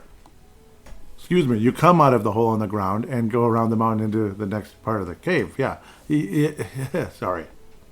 Many years ago, back I believe 30 years ago approximately, this spring, or was it 94? I can't remember. I think it was 90. I can't remember if it was 90. Oh, well, whatever. As many years ago around this time, either 30 years ago or 31 years ago, this is where when I didn't get the Morning Star, and I eventually ran out of Mattox in this very part of the game, right here. Whereas, of course, with the Morning Star, you don't need Mattox anymore, if I didn't say that 50 times already. Eventually, you get to another room where you wind up having to pull out the sickle again, as you see plants kind of covering up floor switches. And you got to turn the night characters into snowmen, because I don't believe the wizards, it works on the wizards. So careful not to kill the knights, and if you do accidentally, well, guess what? Save and reset. Fun, right? It's also imperative as you're swinging the thing to, as I'm saying, not killing the knights. Probably don't let your will max out, because it'll, the stupid knight and the wizard are right on top of each other, which is really annoying. Okay, managed to kill him. Woohoo! The other annoying factor, like I've said many times before, try not to have it where you can't move the knight in the area you can. Like, say it's against a wall, and in a way where you cannot move the snowman to where you want it to go. So, yeah. It's funny how you can literally, like, push the knight, like, move you, son of a gun. It's like you're so much stronger than them in a way, It's funny. And it's cute when they swirl around, just like little cartoon characters. Isn't it adorable? It's so cute. Let me tell you, when you're trying to do something like this, the obnoxious feeling you get, just when the characters just will not move the direction you want them to go for one reason or another. Oh, it just eats at you. Then you get to an area where there appears to be lava, bubbling hot lava. Oof, yeah, that will take a ton of hit points away from you. So if you're going to walk across the lava and in a part where you have to a couple times, have the cure spell ready to go, please. and pray to God that you have enough ether or whatever to refill your magic, that kind of thing. When you start seeing the lava, though, don't go through the door yet. Work your way around and down, to, like work your way to the left and down. Eventually, you're going to get the Zeus axe. You could easily miss it. Or am I going the right way? Oh, maybe not yet. Oops. Either way, eventually you will get the Zeus axe here, which is a huge upgrade, and we'll talk about that very soon. But eventually, yeah, there are parts you're going to have to walk across the lava, including to get the Zeus axe. The lava does about 100 hit points of damage or more, and woof, that's insane. But I suppose in real life you just die, pretty much. You just kind of... just don't think about it, please. Okay, it does involve going left, like I said, eventually. So after you cross the lava into the next area, I believe you work your way left. I get confused in this stupid place. Yeah, I believe so. This place is very large. Yup, yeah, so when you're kind of heading down and you notice there's like lava kind of like in a C shape, you have to walk across it from one part of the room to the other and then work your way to the, southern door. That's where the Zeus axe is, in that room. Yeah, that's when you're going the right way. And of course, you can probably use maps all over the internet anyway. Have your cure spell ready to go, though, let me tell you. The most frustrating part of all is when an enemy gets in your way. Like, are you bleeping kidding? It's like the last thing you need. Like, get out of the thing way. For some of the stupid monsters where the enemies don't work on anything, Silver Sword. Oh, and how stupid of me. Yeah, the Blood Sword, too. I hardly been talking about that lately. Yeah, the Blood Sword, of course, restores hit points as long as the dang thing works on certain characters. Doesn't refill as much on some as it does others, because maybe the monsters are a little on the weak side. Sorry, I'm babbling too much. Ah, the Zeus axe. The axe of Zeus. That'd be pretty powerful. Well, and the funny part is, too, you can hit the treasure with the Blood Sword and restore more hit points, so... It's funny. Anyhow, so what is the most powerful weapon we have before the Zeus axe? That would be the Thunder. Spear, anyway. Attack points of 111 at this stage. Let's equip that big, mighty Zeus axe. It even has Thunder. No, it doesn't. But eventually you can dump the Wear axe if you run out of space in the armor and weapons department, because it's separate from the items. So 111, you equip the Zeus, goes to 113. Slightly better. Slightly, but it's a powerful son of a gun either way. But just equip the Blood Sword or the Star. Yeah. Only reason you really need the Zeus axe is to throw it at certain characters that are far away. Let me tell you, when you're on that lava and you run out of magic points, you got to do some quick button tapping like the start and B or whatever the heck to switch around items from ether to cure and all that. Oh boy, well, I survived by the skin of my feet. Yeah, my shoes are gone, but no. Call me weird or creepy or whatever, but back in 95, I believe it was, not 95, 96, 95 into 96. I was already like in love with this game and playing it for like the third time through or so. I think it was the first time I had acquired the Blood Sword and realized what it was. Like, I'd acquired it, but I didn't know what it did. And then I bought a book about, or not bought, I rented from the library in high school. I was, 95, 96, I'd be sophomore, maybe it was the next year, 96, 97, whatever it was, junior year. I rented a book about blood. Yeah, it's cool, though, because red blood cells, stuff like that, just the science of it. But just because of the Blood Sword, it made me interested. But then again, I've always been interested in scientific type stuff, like red blood cells, white blood cells, platelets. It's cool. It's cool. So, no, I'm not obsessed with blood. No, I'm not.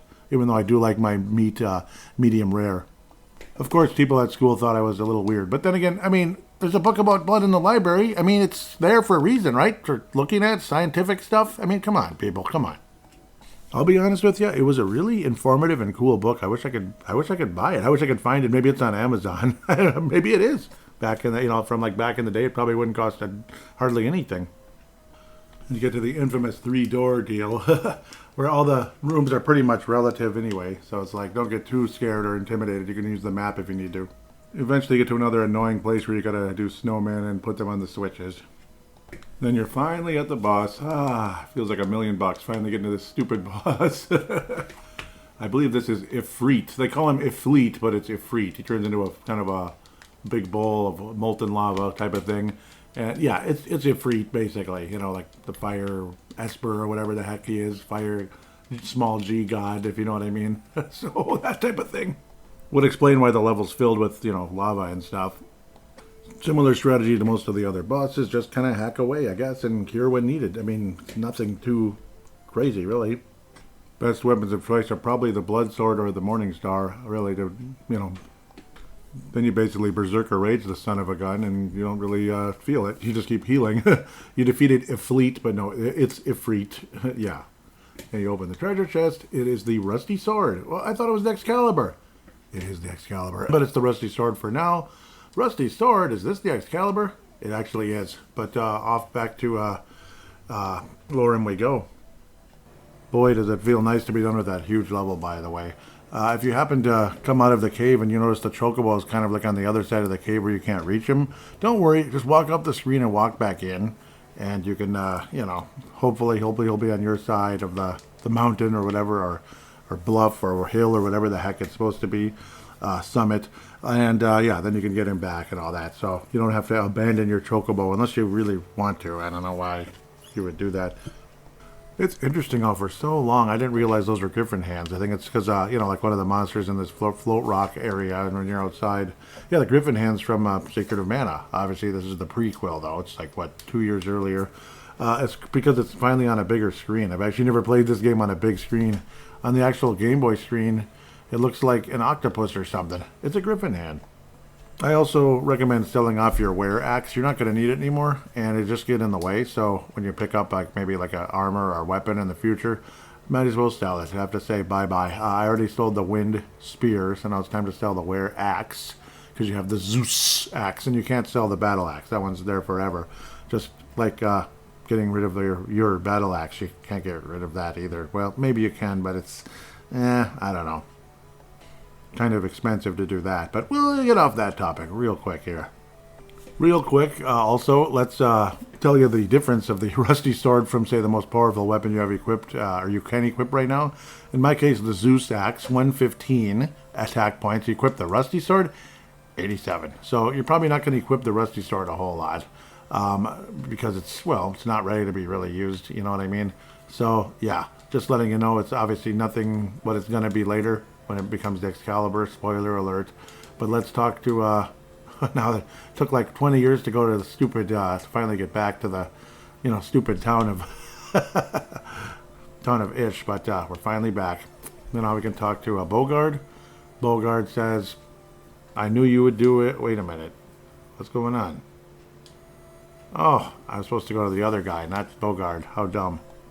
Go back to Lorem, not Ish. I'm saying Ish at myself right now, or another word. That's the one thing about this game that drives me nuts. No warp spell, so it's like just effing around. Ugh, especially if you make like a mistake like that. Luckily, Lorem is fairly close, and you don't get attacked when you're on your chocobo, and it's faster than walking. But man, it's tedious. I apologize for that, but what the heck? That's part of the game, right? It's because you might do stuff like that, and like anybody else. And then if you bump into someone and they start talking, you just want to scream because you can't cancel it. It's so stupid. Sibba! Hey, Sibba! The only way left is to reveal... Well, thanks for the congratulations or good job. The only way left is to reveal the Dime Tower. He's like, Dime Tower in the desert? That's Sumo, of course. Dive Desert of Crystal? How? Sibba says, that sword will help you. He said, use it in the Cave of Ruins. You'll see it. This rusty sword has such a great power. Sibba says the Sword of Legend shows its real power only when it approves of your using it. Ouch. If you're a real knight of Gemma, it will help you. But I don't know if it will... Sibba says, don't worry. Now go.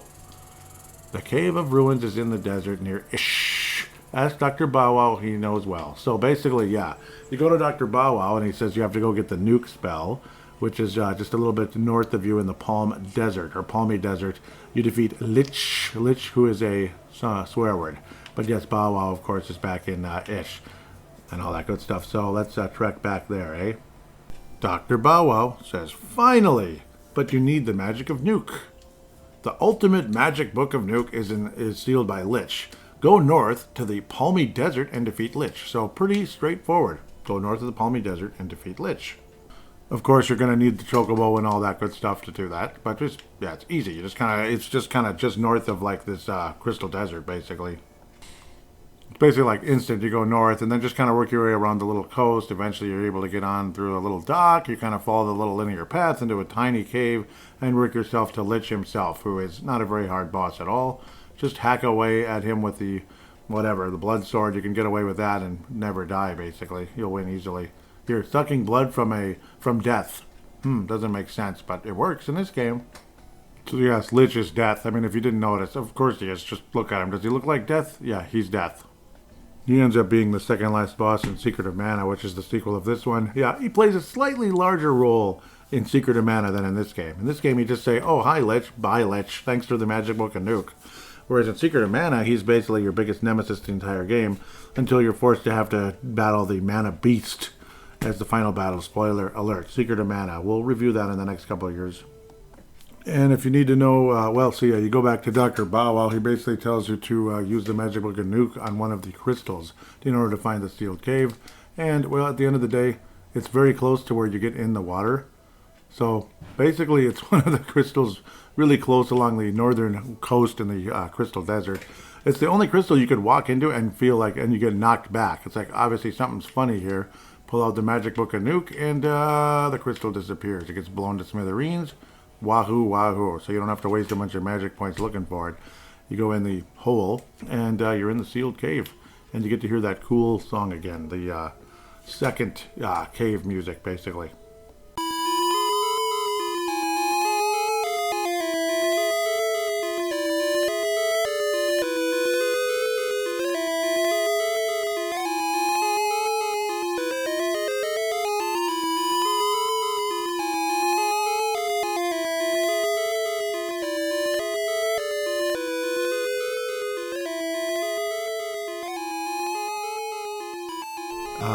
Yes, the sealed cave. It just reeks of being ancient, like thousands of years ago or whatever. Could it be thousands of years in the past, hundreds of years in the past? I would probably say thousands, like Children of Mana-ish. I'm guessing Children of Mana was thousands of years in the past.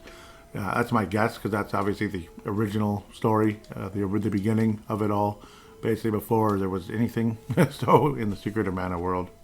Pretty short level, and you deal with these weird tiles that you can go one way on, but it's not that hard.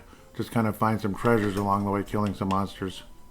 One of the most interesting monsters or bad guys or whatever in this game is in this the sealed cave. It's a mirror, and when you're facing it, like images of you come flying at you and hurt you. Yet you can kill it and suck blood with the from it with the blood sword. A mirror. Mirrors have bloods now. Have blood now. Wow. In one of the rooms to the right, you can get the dragon shield right away. So you just open it up, so it'll deflect more and more spells and such. Your defense doesn't go up, but your ability to deflect things is stronger, basically, with the dragon shield. Congratulations. So suffice to say, it's important to check every room because there's a possible / probability of a treasure. The tiles will get on your nerves, though, as it can only go one direction. It's freaking irritating. Then you eventually find the dragon sword, which is way up there. So let's equip the Zeus axe first to see the difference. So 115 attack points, the dragon sword. 123, the second most powerful weapon in the game, but it's, I don't know, it doesn't do damage to a lot of enemies, which is a huge tease. It does damage to some, but not a lot, unfortunately. But you'll kill a lot of guys in one hit, and it's especially good against dragons, which you will fight in the final level, the Mana Shrine. I would say the Thunder Spear is one of the more effective weapons here, being its strength, and it's compatible against certain bad guys here, like a decent number of them, so it's helpful. Obviously, once again, when you get to a boss, probably equip the blood sword, especially when you get to this crab, where you have to, this crab-looking guy, where you have to walk through a barrier to get in the room to fight him. It's annoying. And like always, when you have the blood sword equipped, Berserker Rage the son of a biscuit, and you'll be fine. Apologize, it's not a crab, it's an ant. It's the mantis ant, very similar to one of the bosses in Secret of Mana. Yeah, everything's similar to Secret of Mana. It should be. Did I mention the blood sword's the best item in the game? Because it is. Once you get to this tile, where there's like, it's a dead end in a tile, looks like something important's going on. What do you equip here? Equip the Rusty Sword. Ooh. Now things are going to get very interesting. Rusty Sword is equipped, you stand on the switch. Rusty Sword released its mystic power. And things start to shake, like, that's real interesting. You come out of the cave just automatically. Tower of Dime will appear somewhere in this desert. Exclamation point, exclamation point. Yeah, so this becomes the point of no return. Before you go to the Dime Towers, you wander around the desert and eventually find it in the southwestern part of the desert here. It will come up and you'll hear that awesome song again.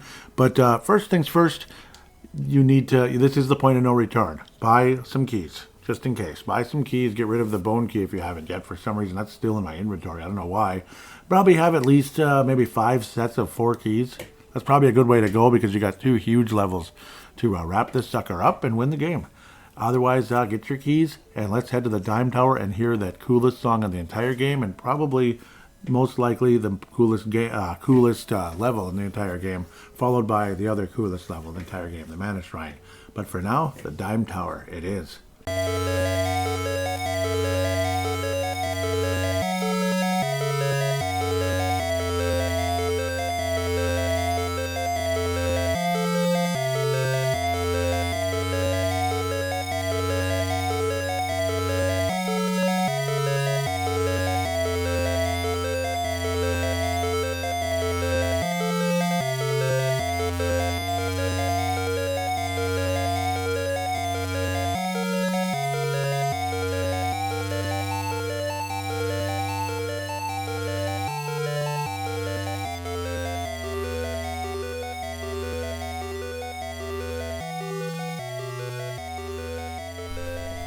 Well, here it is, my favorite level in the whole game. Unfortunately, the Chocobo, well, it's bye for now. You meet up with a robot named Marcy. She says, I am Marcy, I search relics. Dr. Bow Wow made me, he left me here. I waited 50 years, he forgot me. Kinda sad. I can help you, take me with you. Alright, so what Marcy does is recover your magic points. Pretty much the best, assistant, whatever you could have in the entire game, like easily. Like, she recovers your magic points, so it's basically unlimited magic points. So you have no excuse here, basically. You should be able to heal yourself whenever you need to. This level is filled with a lot of cool, like, tablets and such, which will tell you information about the past. So if this was, say it's 1995, 50 years ago would have been in the 30s. Isn't that crazy? That's how long ago 1995 was. Or was it the 40s, excuse me. It would have been 1945, wow. Whereas now, 50 years ago, it's 1975. Wow. Boy, we're getting old, aren't we? Some of us Gen Xers are getting pretty old. 1975 is 50 years ago. So, first tablet, at least that I've found in this part, the Tree of Mana grows with the energy of nature. All right. Some unique monsters include like a floating hand, which you'll also see in Secret of Mana, of course. It almost looks like it's going thumbs up, thumbs down, thumbs up, thumbs down. Might be something you'd use on Facebook or YouTube or something. You'll also get what appear to be floating swords. Yep, that's also in Secret of Mana. Yeah, a lot of these monsters end up translating to Secret of Mana. For some reason, I have the Rusty Sword equipped. I'm not sure why, but you can. But no reason. It's pretty weak. Another tablet, and it says, the evil force of people makes the tree evil. Yeah. What will not surprise you is the level's pretty large, but as you go up, which I haven't done yet, I guess, the level gets smaller and smaller. It's kind of built like a Tower of Babel type of design, basically. So, yeah. It's basically a bunch of squares that get smaller and smaller and smaller, if that makes sense. Still interesting. You get to see, there's levels of caskets in them.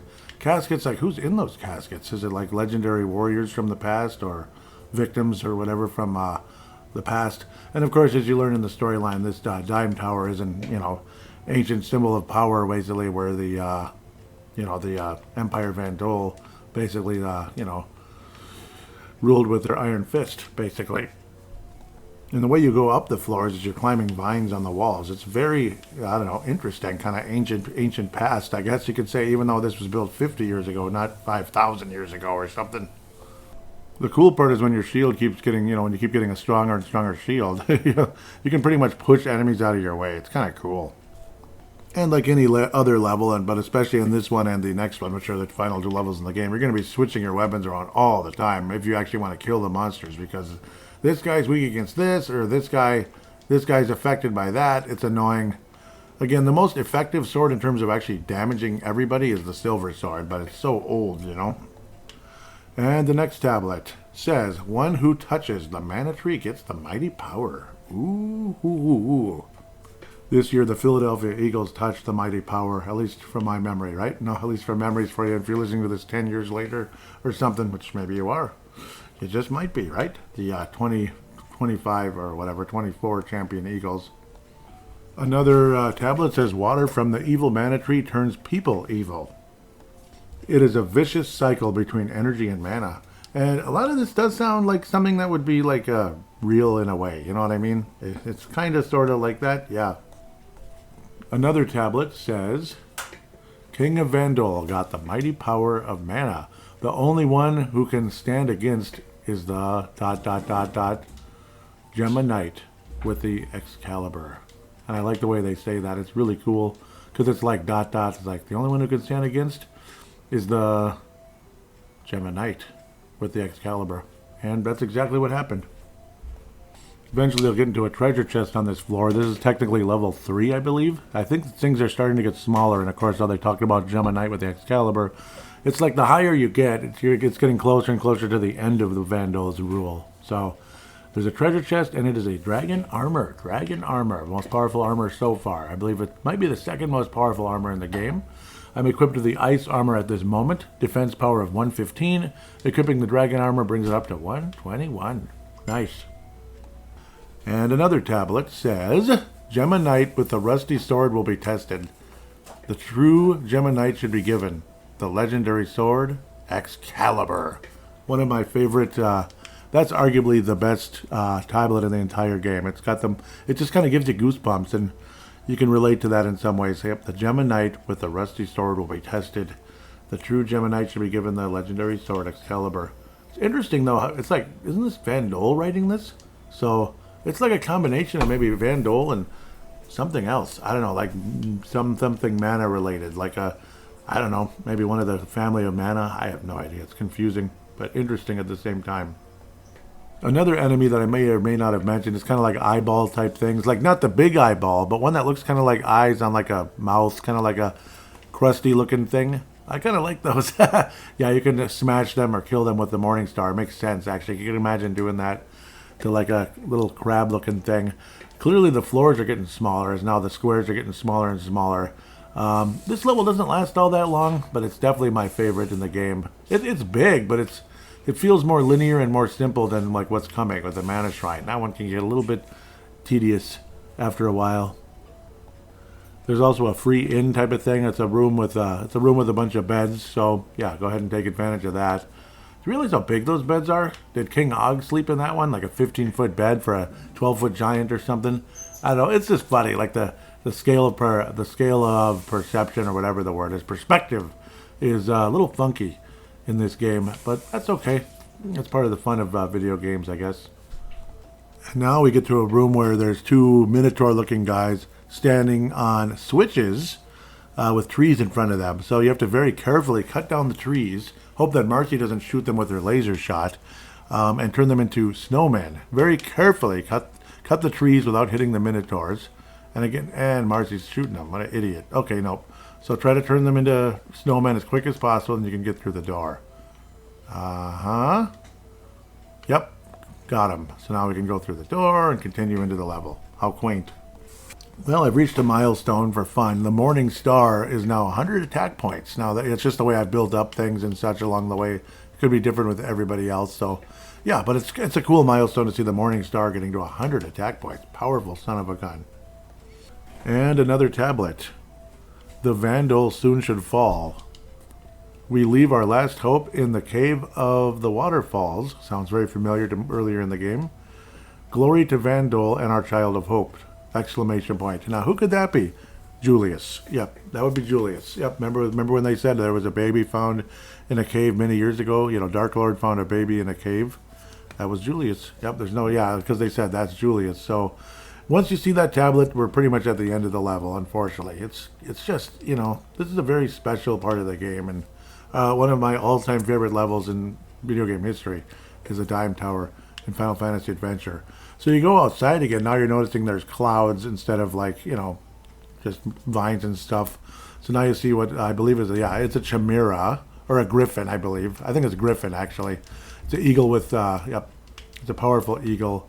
So I'm going to hack away with the either the Morning Star or the Blood Sword, which actually probably the best thing you can do. You're never going to die. You're pretty much the Berserker Rage, the son of a gun. And even the Blood Sword is already at 96. As you Berserker Rage the guy, you're never going to, lose any power. Unfortunately, the tower starts to shake as it says defeated Garuda. Okay, sorry, I guess Garuda. It's like a dragon bird type of thing. Marcy says tower lost its balance, must hurry out. And you just kind of keep walking, walking, walking. Unfortunately, a little area in front of the ground collapses. Sumo says, "Oh no." Marcy says, I throw you and I jump. Sumo says, "Can you? Let's do that." Marcy throws you across the edge or the area, whatever, so you can get onto the regular land. And he says, "Come on, let's go." And then Marcy, unfortunately, says, "You have to save the world. You are the only hope." And then the sad music starts to play. Sumo says, "What are you talking about? Come on."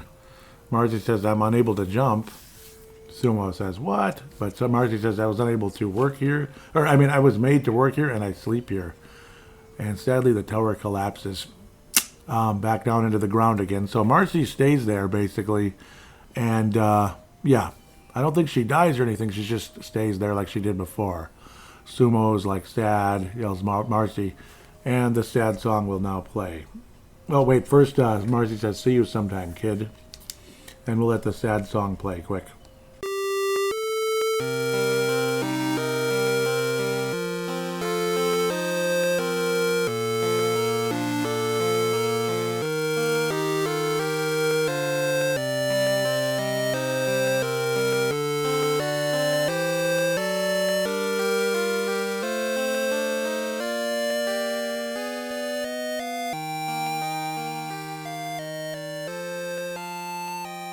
Definitely sad. Like she was there for 50 years after it collapsed last time. Now, well, you never hear from Marcy or the tower again.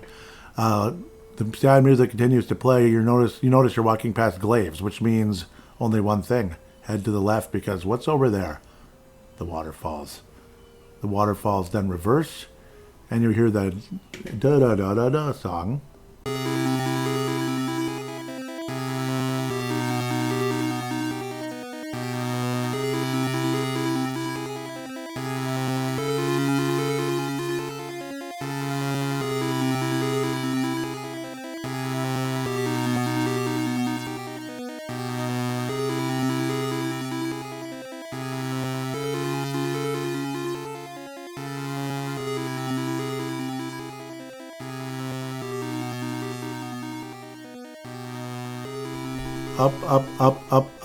Up you go for a long time, and then you fly out of the reverse waterfall and land on the land up there in what is known as, in my opinion, the Pure Land, because that's in Secret of Mana.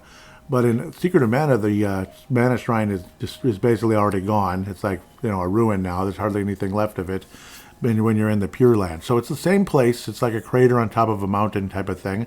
Kind of like the Garden of Eden. Possibly. There's all kinds of conversation about that if you ever want to look that up. Fascinating, where the Garden of Eden was, back in the, we could call it dateless past, approximately 6,000 years ago. But anyhow, it's just interesting how things can tie together in video games and biblical times and such sometimes. But then you hear either the best or second best song in the entire game, the Mana Shrine / Pure Land song in Final Fantasy Adventure.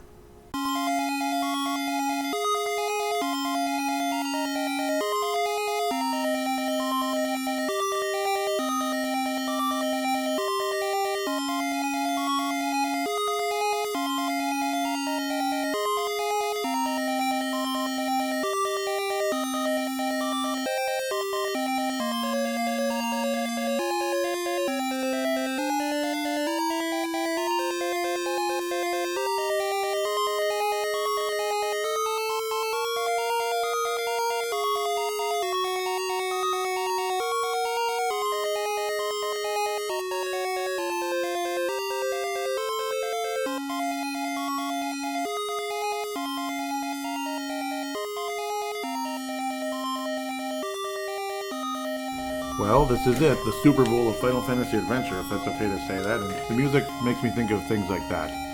Beautiful. Great song, and the level is pretty outstanding, pretty exciting.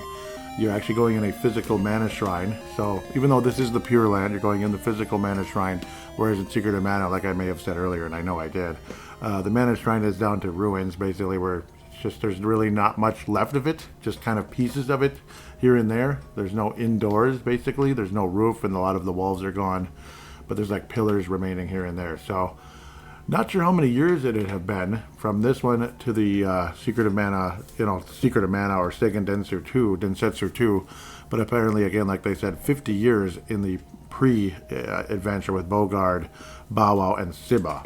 I'm surprised they never made a. I'm surprised they never made a prequel about it, even though Seiken Densetsu 3 is a prequel, but I think it's much further in the past. It's like the ancient past, I believe, with these.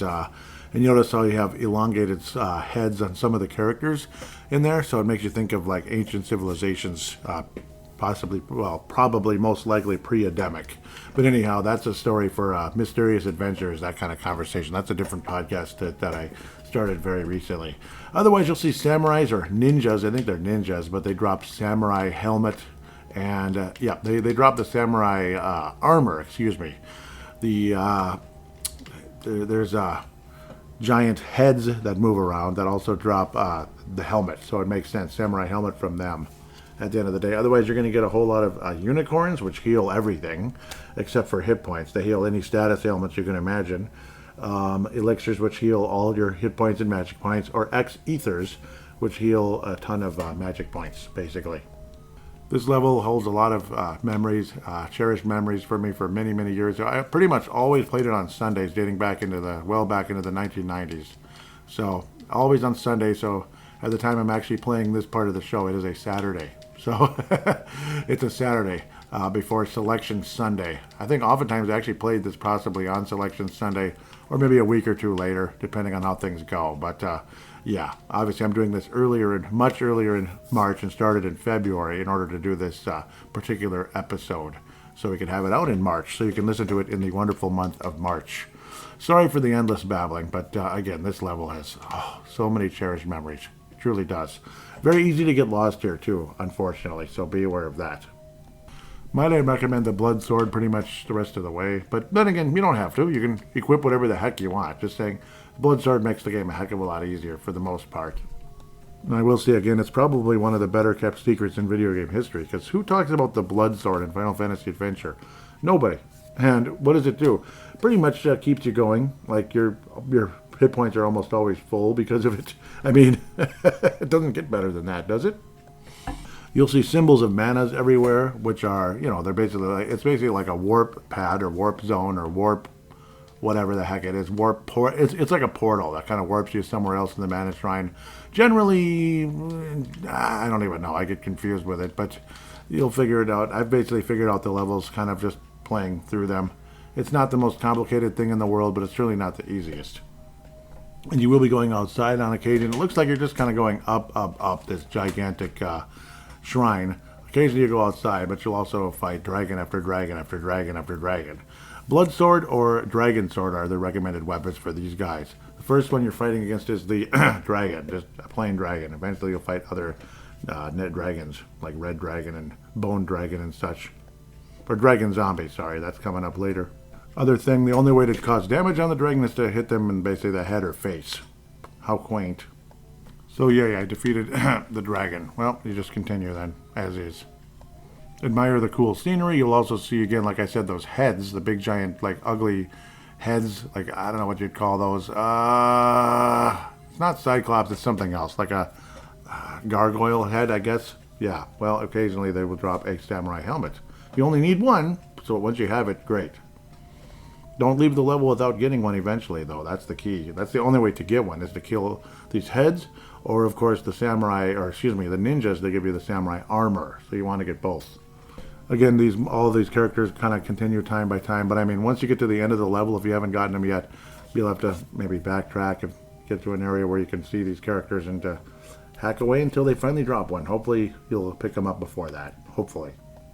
Eventually, you get to another fun part where you get to navigate you have to navigate an icicle, but you don't have to really worry about losing the snowman or anything. It's just a matter of, well, actually, I guess an enemy does get in the way in one case, but as long as you don't run out of magic points, which I guess that's possible, but there's so much X-Ether everywhere, you should be okay. Ugh, because my aim is just a little bit off right now. It's annoying. But again, like, you shoot it and navigate it through like an area to finally get to a spot where someone's standing on the switch, basically. And don't worry if a snowman is in the way, the icicle will go right through the snowman to your target, so don't worry about that. And it's funny how they have all these different dragons, and basically the strategy is 100% the same, like basically strike them in the head area and do your best, basically. But if you have the blood sword equipped, I don't think you have a whole lot to worry about. Apparently I defeated the red dragon, wahoo, and the path continues. So that does mean you're progressing through the level. That's the good news. And you'll notice you're a bit higher. You pretty much just see sky in the background now versus mountains and stuff. But you're going to see all different backgrounds over the course of time, be it snowiness or mountains or water or whatever. Until you have, and in some case, or in one case, it's like almost kind of like you're underground or something. It's like a brick wall. So interesting. And I finally got a samurai helmet from one of the heads, so I don't have to worry about that particular item anymore.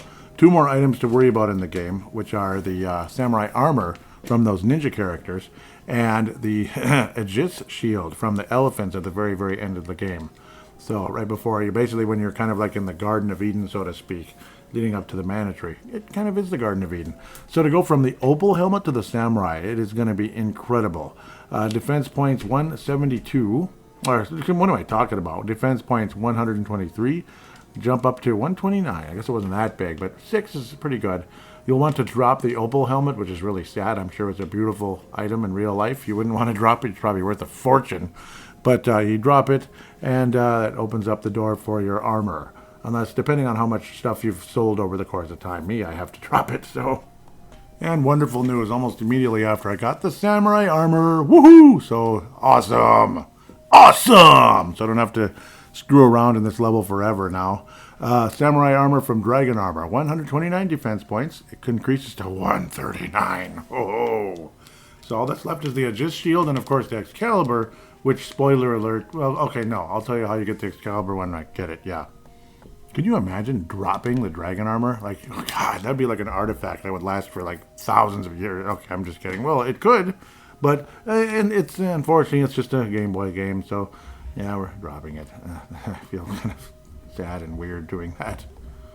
And now in the background, it looks almost like it does look like a prison or Castlevania or something, kind of like gated, dark gated area behind. It's weird looking, weird.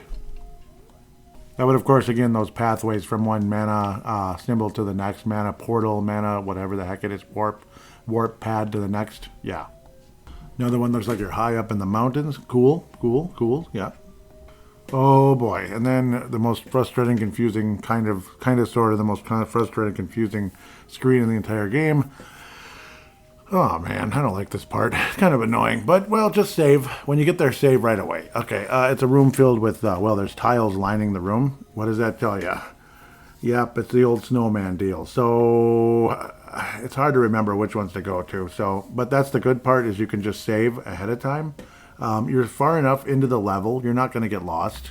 Like if you're kind of counting on the map type of deal to know where that bleep you're going, like where you've been before and stuff. This is just about the end of the game right here. We're right at the end here. So it's like Game 6 overtime in the Stanley Cup Finals. Not quite Game 7 yet.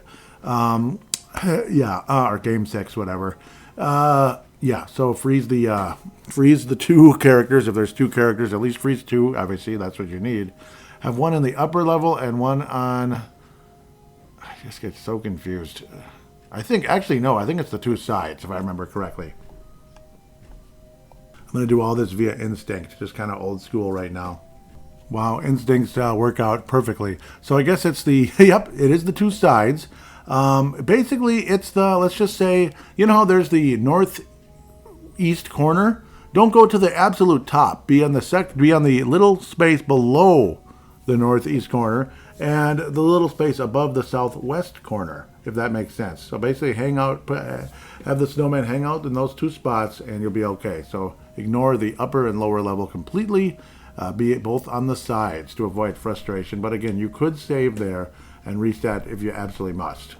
So I guess I played the game a ton of times, but it's like sometimes you just forget stuff like that. But it was just kind of instincts reminding myself. It was the sides, because it's almost like I intentionally forget to kind of have fun with it later. Otherwise, you'll get to a room that looks like it has water all around it. You're going up the steps, and you are going to now get to the dragon zombie, I do believe. Yes, the dragon zombie, which just looks like the character that had the mirror earlier in the game, but it's a much meaner version of it, of course. Blood sword, dragon sword, whatever, kill it, and yeah. This guy's actually pretty strong. Have the blood sword equipped and Berserker Rage, the son of a biscuit, and you'll be fine. He was way stronger than I remember, but and that's funny because I played this game a billion times. But yeah, he's dead. He gone, as they might say. And guess what? Well, now we're walking up a path outside of the shrine. It's like the path to greatness. Well, elephants or effluents or whatever. Kill the elephants until you can eventually get the Aegis shield. You can even acquire the Excalibur along the way. Just don't go up once you get to what looks like the Garden of Eden going up into the tree area, because the final battle will commence. Yeah, don't do it. Just hang out, get the Aegis shield first, because it'll block any spells that Julius will throw your way. Unless you're stringing your sword, of course, then it will not block it. Yes, it's okay to be in the Garden of Eden area, but just don't go, basically don't go, once you get to like where the lady is, don't go any further, basically. If you get to the lady, yeah, don't go any further, and yes, basically once you get the Excalibur. You can reset, you can have the enemies respawn by kind of going back into the shrine and coming back out, or going into up to the Garden of Eden area a bit, and back out, again, without trying your best to not start the final battle sequence. So yes, this is Game 7 of the Stanley Cup Finals, yes. And can you beat the game with the Aegis Shield? Absolutely. So it's completely up to you. If you don't want to deal with this tedious nonsense, just continue and beat the game. Otherwise, get the Aegis Shield, because it's fun and it's cool to have the satisfaction of having the best armor in the game completely. And yes, I'm an idiot. Yes, you can go past the lady into the stairs and such. So you can kind of hang out in this courtyard area. You can go a little further. It doesn't really get to the end until you kind of go down to the left and then potentially up again. So, because you'll get more elephants, pardon me. I'm getting a little bit of Disney in me here. Effluents and woozles. So you can battle the elephants a bit back and forth if you want to, but and then work your way back and forth until you get the Aegis. Now, I've repeated myself too much, sorry. Basically, once you get to the large trees, don't go up, basically. Yeah, that's kind of the key. So, yeah. And the Aegis is in the house. Aegis. All right. Well, there's no boost in defense, but let's wrap this sucker up. Equip it. The best shield in the game. It's so cool. Samurai helmet, samurai armor, Aegis shield, Aegis, and I will equip the Excalibur just for fun. 150 frickin' 7 attack points. Okay, so from the Dragon Sword 128 to 157. Wow. That's offense. The only problem is it doesn't restore your hit points like the Blood Sword, so it's not as good. Well, you can use either one, so you don't actually need the Excalibur to defeat the Empire Vandal. But, oh well, anyhow, let's head to the final part of the game here. Of course, the music starts playing, and Julius starts talking.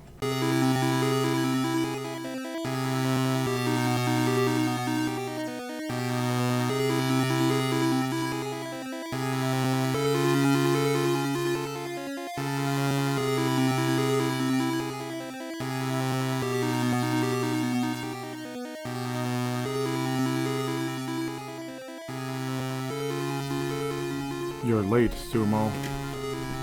I already got the greatest power of mana. The time has come for the Empire Neo-Vandal. Now that I have the mighty power, I do not need you anymore, Sumo. Because, of course, you're standing in front of the mana. Now it looks like you're standing on some, I don't know, some kind of like chessboard or checkerboard on a giant waterfall, fighting a bunch of Juliuses who look a lot like Kefka in Final Fantasy VI. And I have the Excalibur equipped, and of course the Aegis Shield, and defeated that character in like 5 seconds. So now it's level 2. Julius, see the true power of mana now. And he looks like a horned demonic demigod type thing.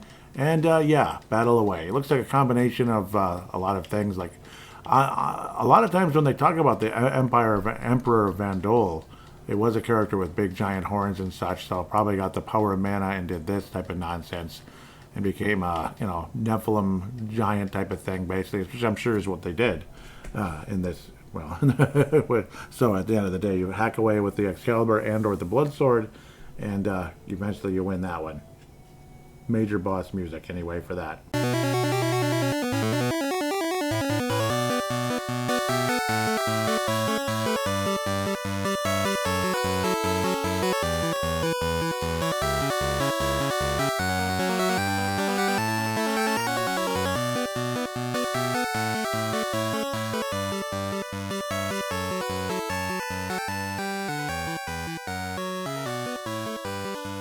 So yeah, the first one was just a minor boss music. I didn't even want to play it, but yeah.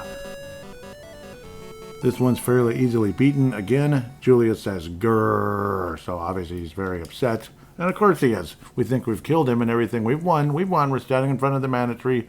I wish that was it because, well, yeah. Fuji says sumo. And you say, are you okay, Fuji? I have defeated Julius. It's all over. And then Julius says, no, it is not. And the screen flashes.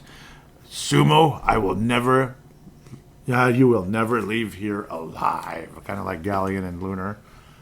And now you really get to see what Neo Vandal looks like, or Neo Emperor Vandal looks like with the horns coming out of the tree. Final battle music and final battle. Enjoy.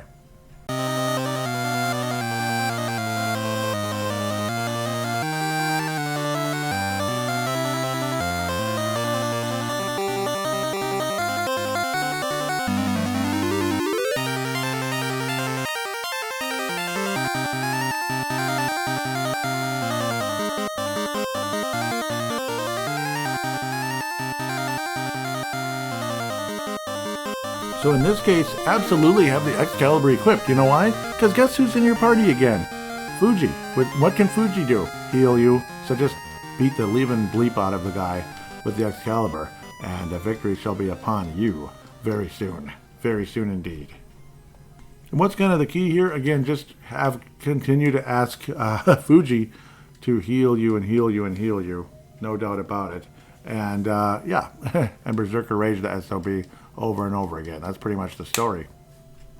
And this time he really is dead as everything flashes and boom, boom, boom, boom, boom, boom. And the tree's gone. No, you've got to be kidding me. The mana tree's gone? Oh, come on. That's the dumbest thing ever. Thanks a lot, Julius. Well, it says the mana tree disappeared. Thanks a lot, Julius. Sumo says, oh. Fuji says, what? Fujifilm, what am I supposed to do now? Fuji, my dear. That would be the mom again. Fuji's like, oh, what's going on here, Mom? Yeah, she is. She just gave you the Excalibur. So, you anyway, the main character. Mother says now that the mana tree is lost. Unfortunately, everything is slower than before. Now you have no control. Mana tree is lost. We need a new gemma of the mana tree. Okay, so, and keep going, please. Fuji says, new tree? Mother says, remember what I told you? We are the mana seeds of the mana tree. Well, that's really nice English. We are the mana seeds of the mana tree. Well, thank you for that. Okay, I guess if you push the button, it does move, but not faster. We will be a bud called Gemma, and we become a tree. And the Gemma knights fight to guard it. I became the Gemma last time, so that'd be 50 years ago. Last time we lost the tree. Fuji says, that tree, was it you? Mother says, yes, Fuji. But you are the last member of us mana family. To preserve the mana tree, we need you to stay here and become the Gemma. But Fuji, nobody can decide but you. Nobody can decide for your life but you, but I'm trying to paraphrase, I guess. And then, of course, Fuji agrees. She says, I'll do it, Mom. Or so I'd like to believe she does. Yes, I will do it. I will become the new tree of mana. Ah, isn't that cool? But if I am the last one left, when I fall or when I die, right? Yes, that will be the end of the piece.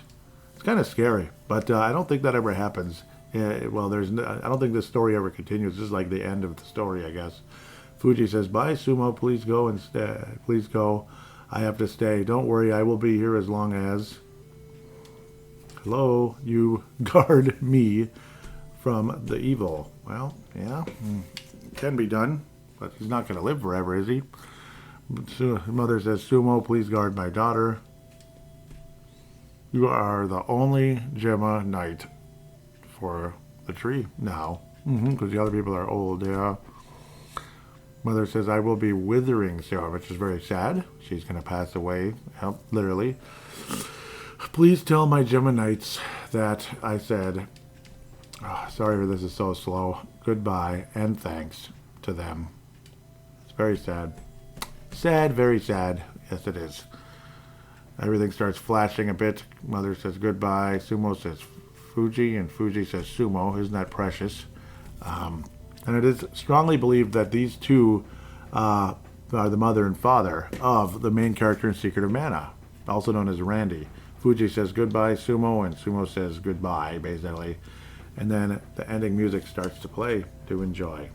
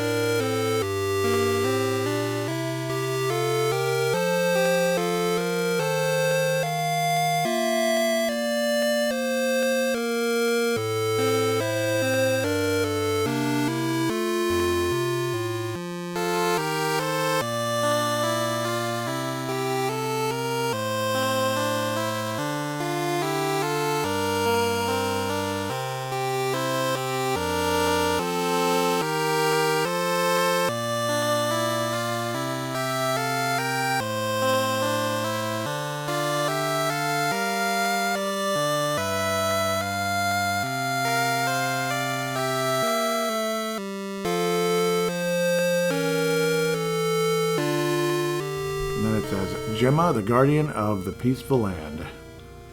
Peaceful, huh? The new Gemma must not be lost ever after. Well, no pressure at all, right? We all must keep it forever. Yes. Well, and you, Sumo, are the only Gemma Knight now. Yep. Again, no pressure at all, just zero. But yes, the ending commences, and of course you've heard the music. And you just kind of go around and you see the end credits, basically off and on. Yes, but it looks and appears that like he's talking to people all over the world and such. But yes, what an amazing game! I mean, what an amazing Game Boy game. To me, this is the best Game Boy game ever made. Zelda Link's Awakening is a strong second place, but it's not as close to this one. I think this is a better overall game. It's larger. There's more to it. Man, I mean, the amount of weapons you can have. I mean, how many weapons do you have in Legend of Zelda? Two swords, right? So, I mean, two shields, two bracelets, this and that. So, I think this is the best Game Boy game ever made. 1991 was a great year in a lot of ways for the Game Boy. Great year for Minnesota sports. The North Stars went to the Stanley Cup Finals, as they called it still.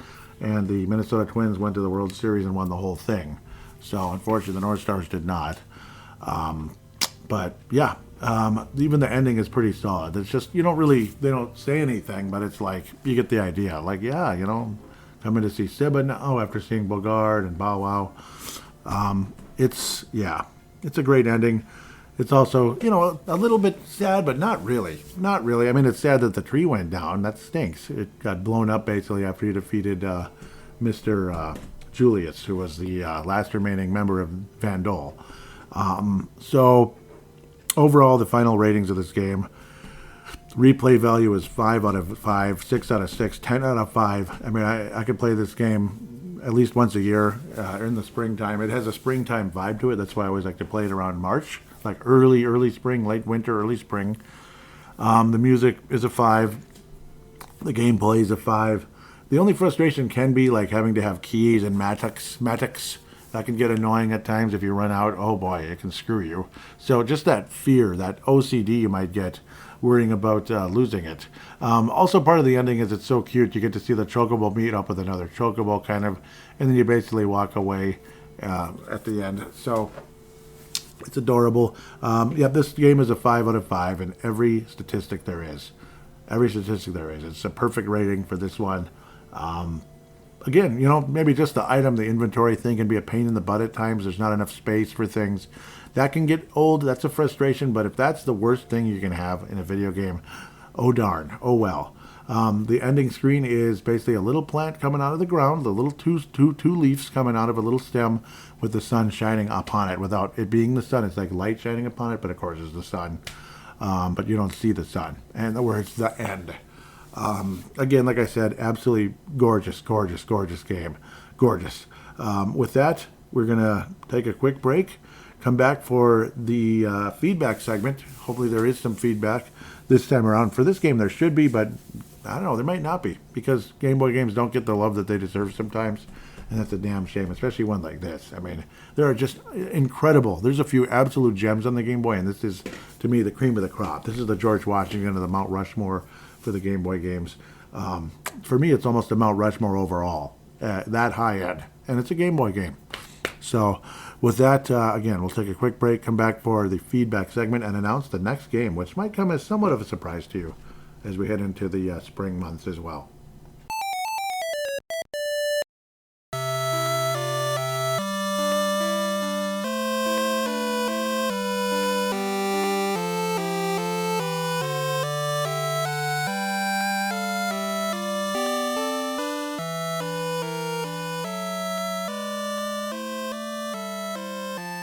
And we are back here on Video Game Flashback, the feedback segment. Unfortunately, this one's going to be extremely sparse. That's just how it is. I don't know. Nobody played Game Boy growing up. What's wrong with all you guys? Come on. Did nobody pick up a Game Boy, or was it always just Super Mario Land or something? Well, hardly anybody commented on Super Mario Land 2 even, and that was like one of the best Game Boy games ever. Come on, guys, where are you? What's going on? I don't know. But what the heck? It is what it is. It sounds like a lot of people enjoyed that Teenage Mutant Ninja Turtles 2 arcade game for the NES. Hope you guys did like that one. If you haven't listened to it yet, do check it out. And, of course, several other episodes. This is the 39th episode of Video Game Flashback. So there's a pretty good library built up. And episode 40 is not going to have any type of milestone specialty to it, because 40 is a nice number. But, it's a nice, cute little milestone, but it's not a major thing. It's not like episode 100. Or even episode 50. So, kind of is what it is.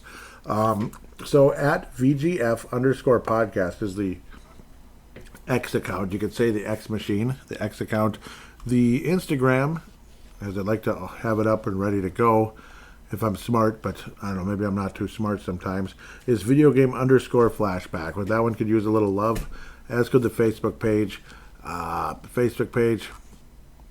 I'm not sure if that one has an official group. Nope, it doesn't. So, yeah, that one's still in the, it's still in the phase of it needs more followers, that type of thing, to get any type of an actual link. So, like a link with a name on it, rather than just jumbled information. So it needs a little more love. If you could give that some love as well. It's not like it's nobody, but it needs some more love, basically. So the link is in the show description if you'd like to go there and like/follow the Facebook page, and of course the Instagram. The TikTok, which is kind of a universal thing for all of my podcasts, Paladino.live. It's like Paladino Live Productions, which is kind of the quote-unquote network for all of these podcasts. Hope you do enjoy them. But, yep, the pretty good response to Teenage Mutant Ninja Turtles 2, the arcade game. Nothing like, oh my god, wow, this show's blowing up, but here we go. No, it's nothing like that. I wish. Oh, do I wish, but it's not. Someday, hopefully, this show will get closer to blowing up, I guess we could say. But I think I've done enough babbling. This show's been long enough. So let's get to what only one person. It is Derek. And he says, yep, Derek Felska at Grease and Assist. Wonderful Minnesota Wild podcast. That's, of course, how we first met, just talking about the Minnesota Wild on the Brave the Wild show. And then Derek started his own as well. He'd been a writer for many, many years before that. And does a great job of that, writing about hockey up to this day. He simply says, I have never played Final Fantasy Adventure. Sorry. And it's hashtag VGFB. That's to kind of keep things organized. When, if and when there's ever going to be a bunch of responses, hopefully on here. Hopefully someday we get a decent amount of feedback. Now, of course, Derek doing feedback, I appreciate every single ounce of it. I truly do. I was saying, I'm guessing hardly anybody has, which is quite unfortunate. Hopefully the review encourages people to get into it at least once. So that's kind of the idea here. That's the idea. See, so like Final Fantasy Adventure, that's kind of the idea with this podcast at times, when it's like you never played it, but hopefully this one motivates you to do so. Like, did you like the soundtrack? Were you not entertained with the soundtrack? It's pretty good for a Game Boy soundtrack, don't you think? Isn't it pretty good? Isn't the storyline pretty good? Isn't the whole vibe? Doesn't it sound like something you'd want to try out? Like, maybe I missed out a little bit.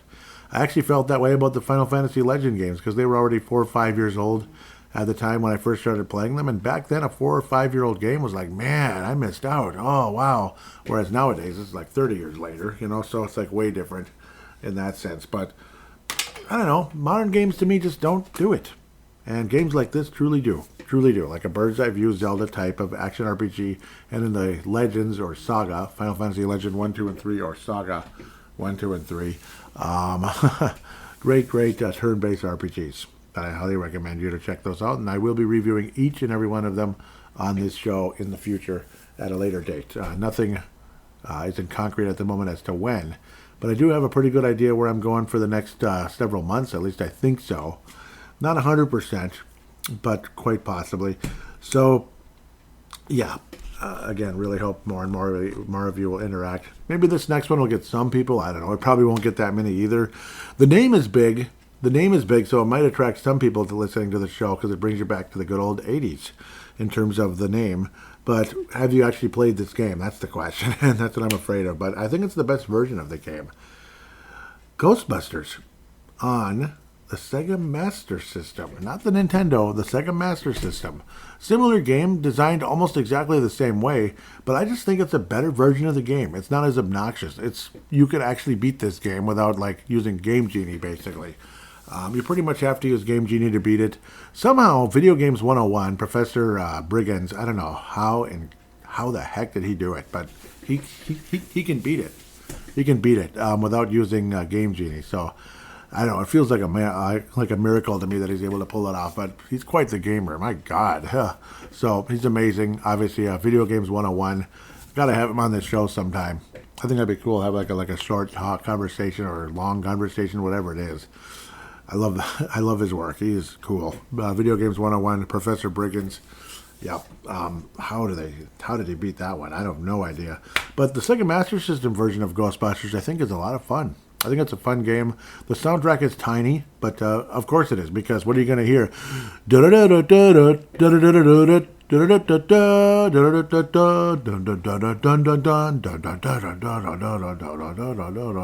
pretty much Ghostbusters, right? That's pretty much what you're going to hear most of the way with that game, with a little bit of, Sega Master System type music, if that makes sense. When you hear the other soundtracks, you'll be like, yeah, that really sounds like a Sega Master System game. Whatever it is, that's a Sega Master System game. Wow. So, unfortunately, I'm guessing most of you have never played it, and I'm guessing most of you don't even, never touched a Sega Master System, or if you did, it was like random here and there. Maybe Wonder Boy or something. Or, like Wonder Boy 3, The Dragon's Curse. That was a pretty good game. Definitely going to review those someday in the future. Sega Master System games. Like a G-Lock, that's a fun one, out there flying the planes and such.